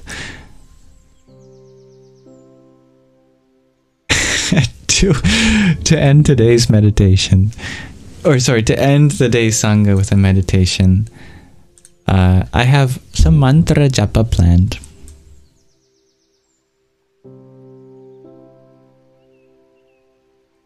For our meditation, I have scoured an ancient Dravidian text called the Kamika Agama, which comes from South India. In it is the secrets to mantra creation, the meaning of various bija, seed letters, and so I've used this ancient scripture to create a mantra for ourselves tonight. I don't like using the word create to describe a mantra, because it sounds like I made it, but it has always existed. We are just following the formula to discover it more accurately. So as the seed for the mantra tonight, I've chosen a vowel, my favorite sound in Sanskrit, which is the rolled R. It's said that this sound is yellow, or that while meditating on this sound, you should think of the color yellow. Its presiding deity is Brahman, universal consciousness. And its effect is that it destroys planetary afflictions, called graha vinashanam in Sanskrit. In other words, all of the negative things that are happening astrologically, this sound destroys those afflictions. So it's a great word to signal in universal consciousness. As such, the mantra for tonight that we'll do 108 times together is Om Brahmane Namaha. Om Om is the seed of universal consciousness too, also. It is the seed syllable of everything, of creation, of preservation, of destruction. It's the ultimate sound. You always have to have Om in a mantra. But then the seed after that is Rm, which has that specific effect. The next word is the dative form of the presiding deity, Brahman. In Sanskrit, there's a grammatical system for various cases. When you want to address an object, a noun, like Brahman, we change it to Brahmane, which means to Brahman. Namaha means salutations, and some pointers on perfect pronunciation, since it is a spiritual discipline in Sanskrit to be precise, but don't be too hard on yourself. I've added some of these equations here. Like the O's and the E's are long compared to the other vowels. You'll notice there are dots under some of the letters, telling you it's a little different than how you might speak them in English. An M with a dot under it just tells you it's a pure nasalized sound.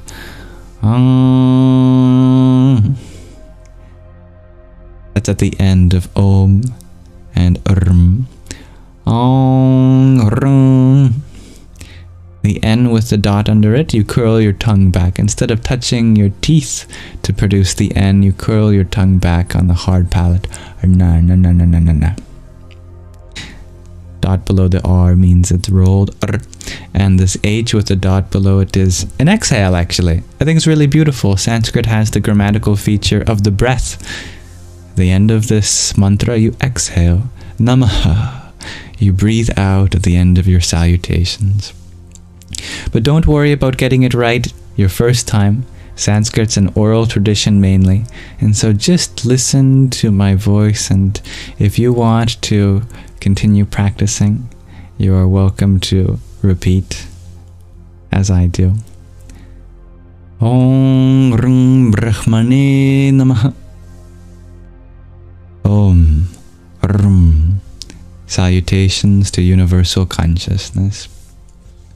To time our meditation, or rather to count out 108, which also has astrological implications because there are 9 celestial bodies in astrology in consideration and 12 constellations. So that means if every planet can go through any constellation, then that's 9 times 12 possible effects that you could experience anytime, and that's 108. So malas often have that number for the purpose of transcending each astrological influence, the negative ones, one by one. And it just so happens that this mantra also does that, so you're really freeing yourself up to be transcendental. I'll begin at the Guru bead and end at the Guru bead too. And just by feeling, we'll know when to end. Ms. Bliss, you ask, is it Namaha or Namaha at the end? It is more correct to do Namaha. So instead of Namaha, which unfortunately is the closest thing we have, if you were to do it in English or Hindi, as you may hear many people doing it, but it's better to turn off the voice and just exhale the remaining breath. Namaha, Namaha.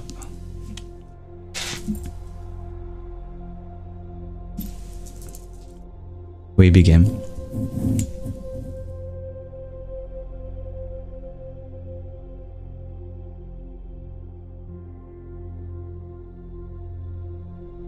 Om Rum Brahmane Namaha. Om Rum Brahmane Namaha. Om Rum Brahmane Namaha. Om Rum Brahmane Namaha. Om Rum Brahmane Namaha. Om Rum Brahmane Namaha.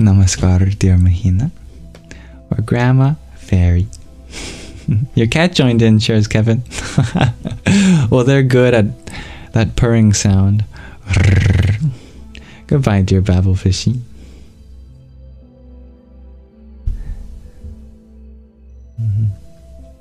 Thank you all for being here. Good time to end.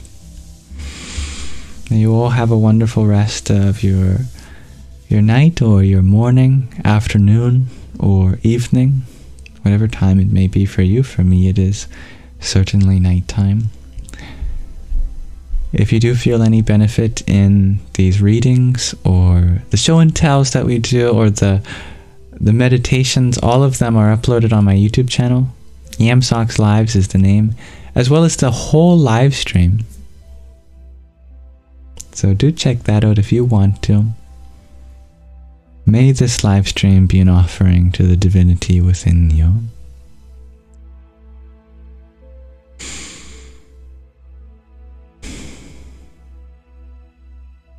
Om Asato Ma Satgamaya Tamaso Ma Jyotirgamaya Mrityor Ma Mritangamaya Om Shanti Shanti Shanti. Lead us from the unreal to the real, from darkness to light, from death to deathlessness. May there be peace in us, may there be peace in our environment, and may there be peace in the forces that act on us.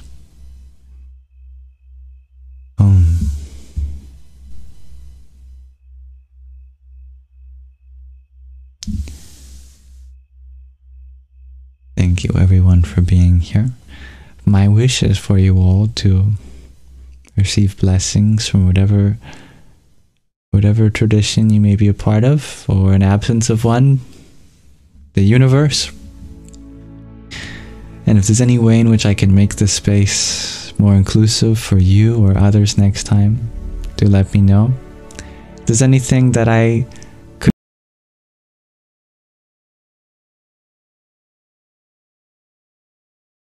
in the link tree in my bio. I always go through my Instagram messages, my Telegram, my WhatsApp, and my email, if any of those things work for you.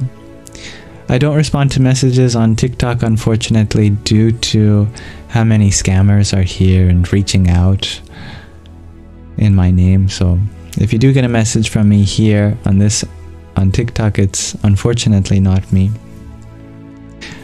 But on all of those other platforms I mentioned, I try to go through my messages once a day, and for free. That's another way of knowing if you're talking to me or not. If I charge you any money, it's not me, so don't worry about that. If you can hold me accountable to the ways in which I can improve, please do that. Thank you to my moderators for helping keep the peace, and thank you for being you. Thank you to Kevin, who sent a heart me and pair of half a dozen roses each. Guess that makes a dozen while we were meditating. Om Sum Suryaya Namaha. And dear Neon Jello Pack, thank you for your heart me and good night. May you have a good night when you get there. May you dream big and sleep deeply. Radhe, Radhe. And dear Benjamin, thank you for your heart me too. Om Namah Shivaya. Yeah, if I ask for your mother's middle name, or the funny numbers on the back of your credit card, also not me. Dear Mirna, you share in the Middle East, you stay 30 minutes on the doorstep saying goodbyes and chit-chatting, and that's how I end my shows. That's great. I'm happy you see a part of your homeland in me. Then you fit right in here, dear Mirna. Good night, Kevin. May you all have a wonderful rest of your present moment.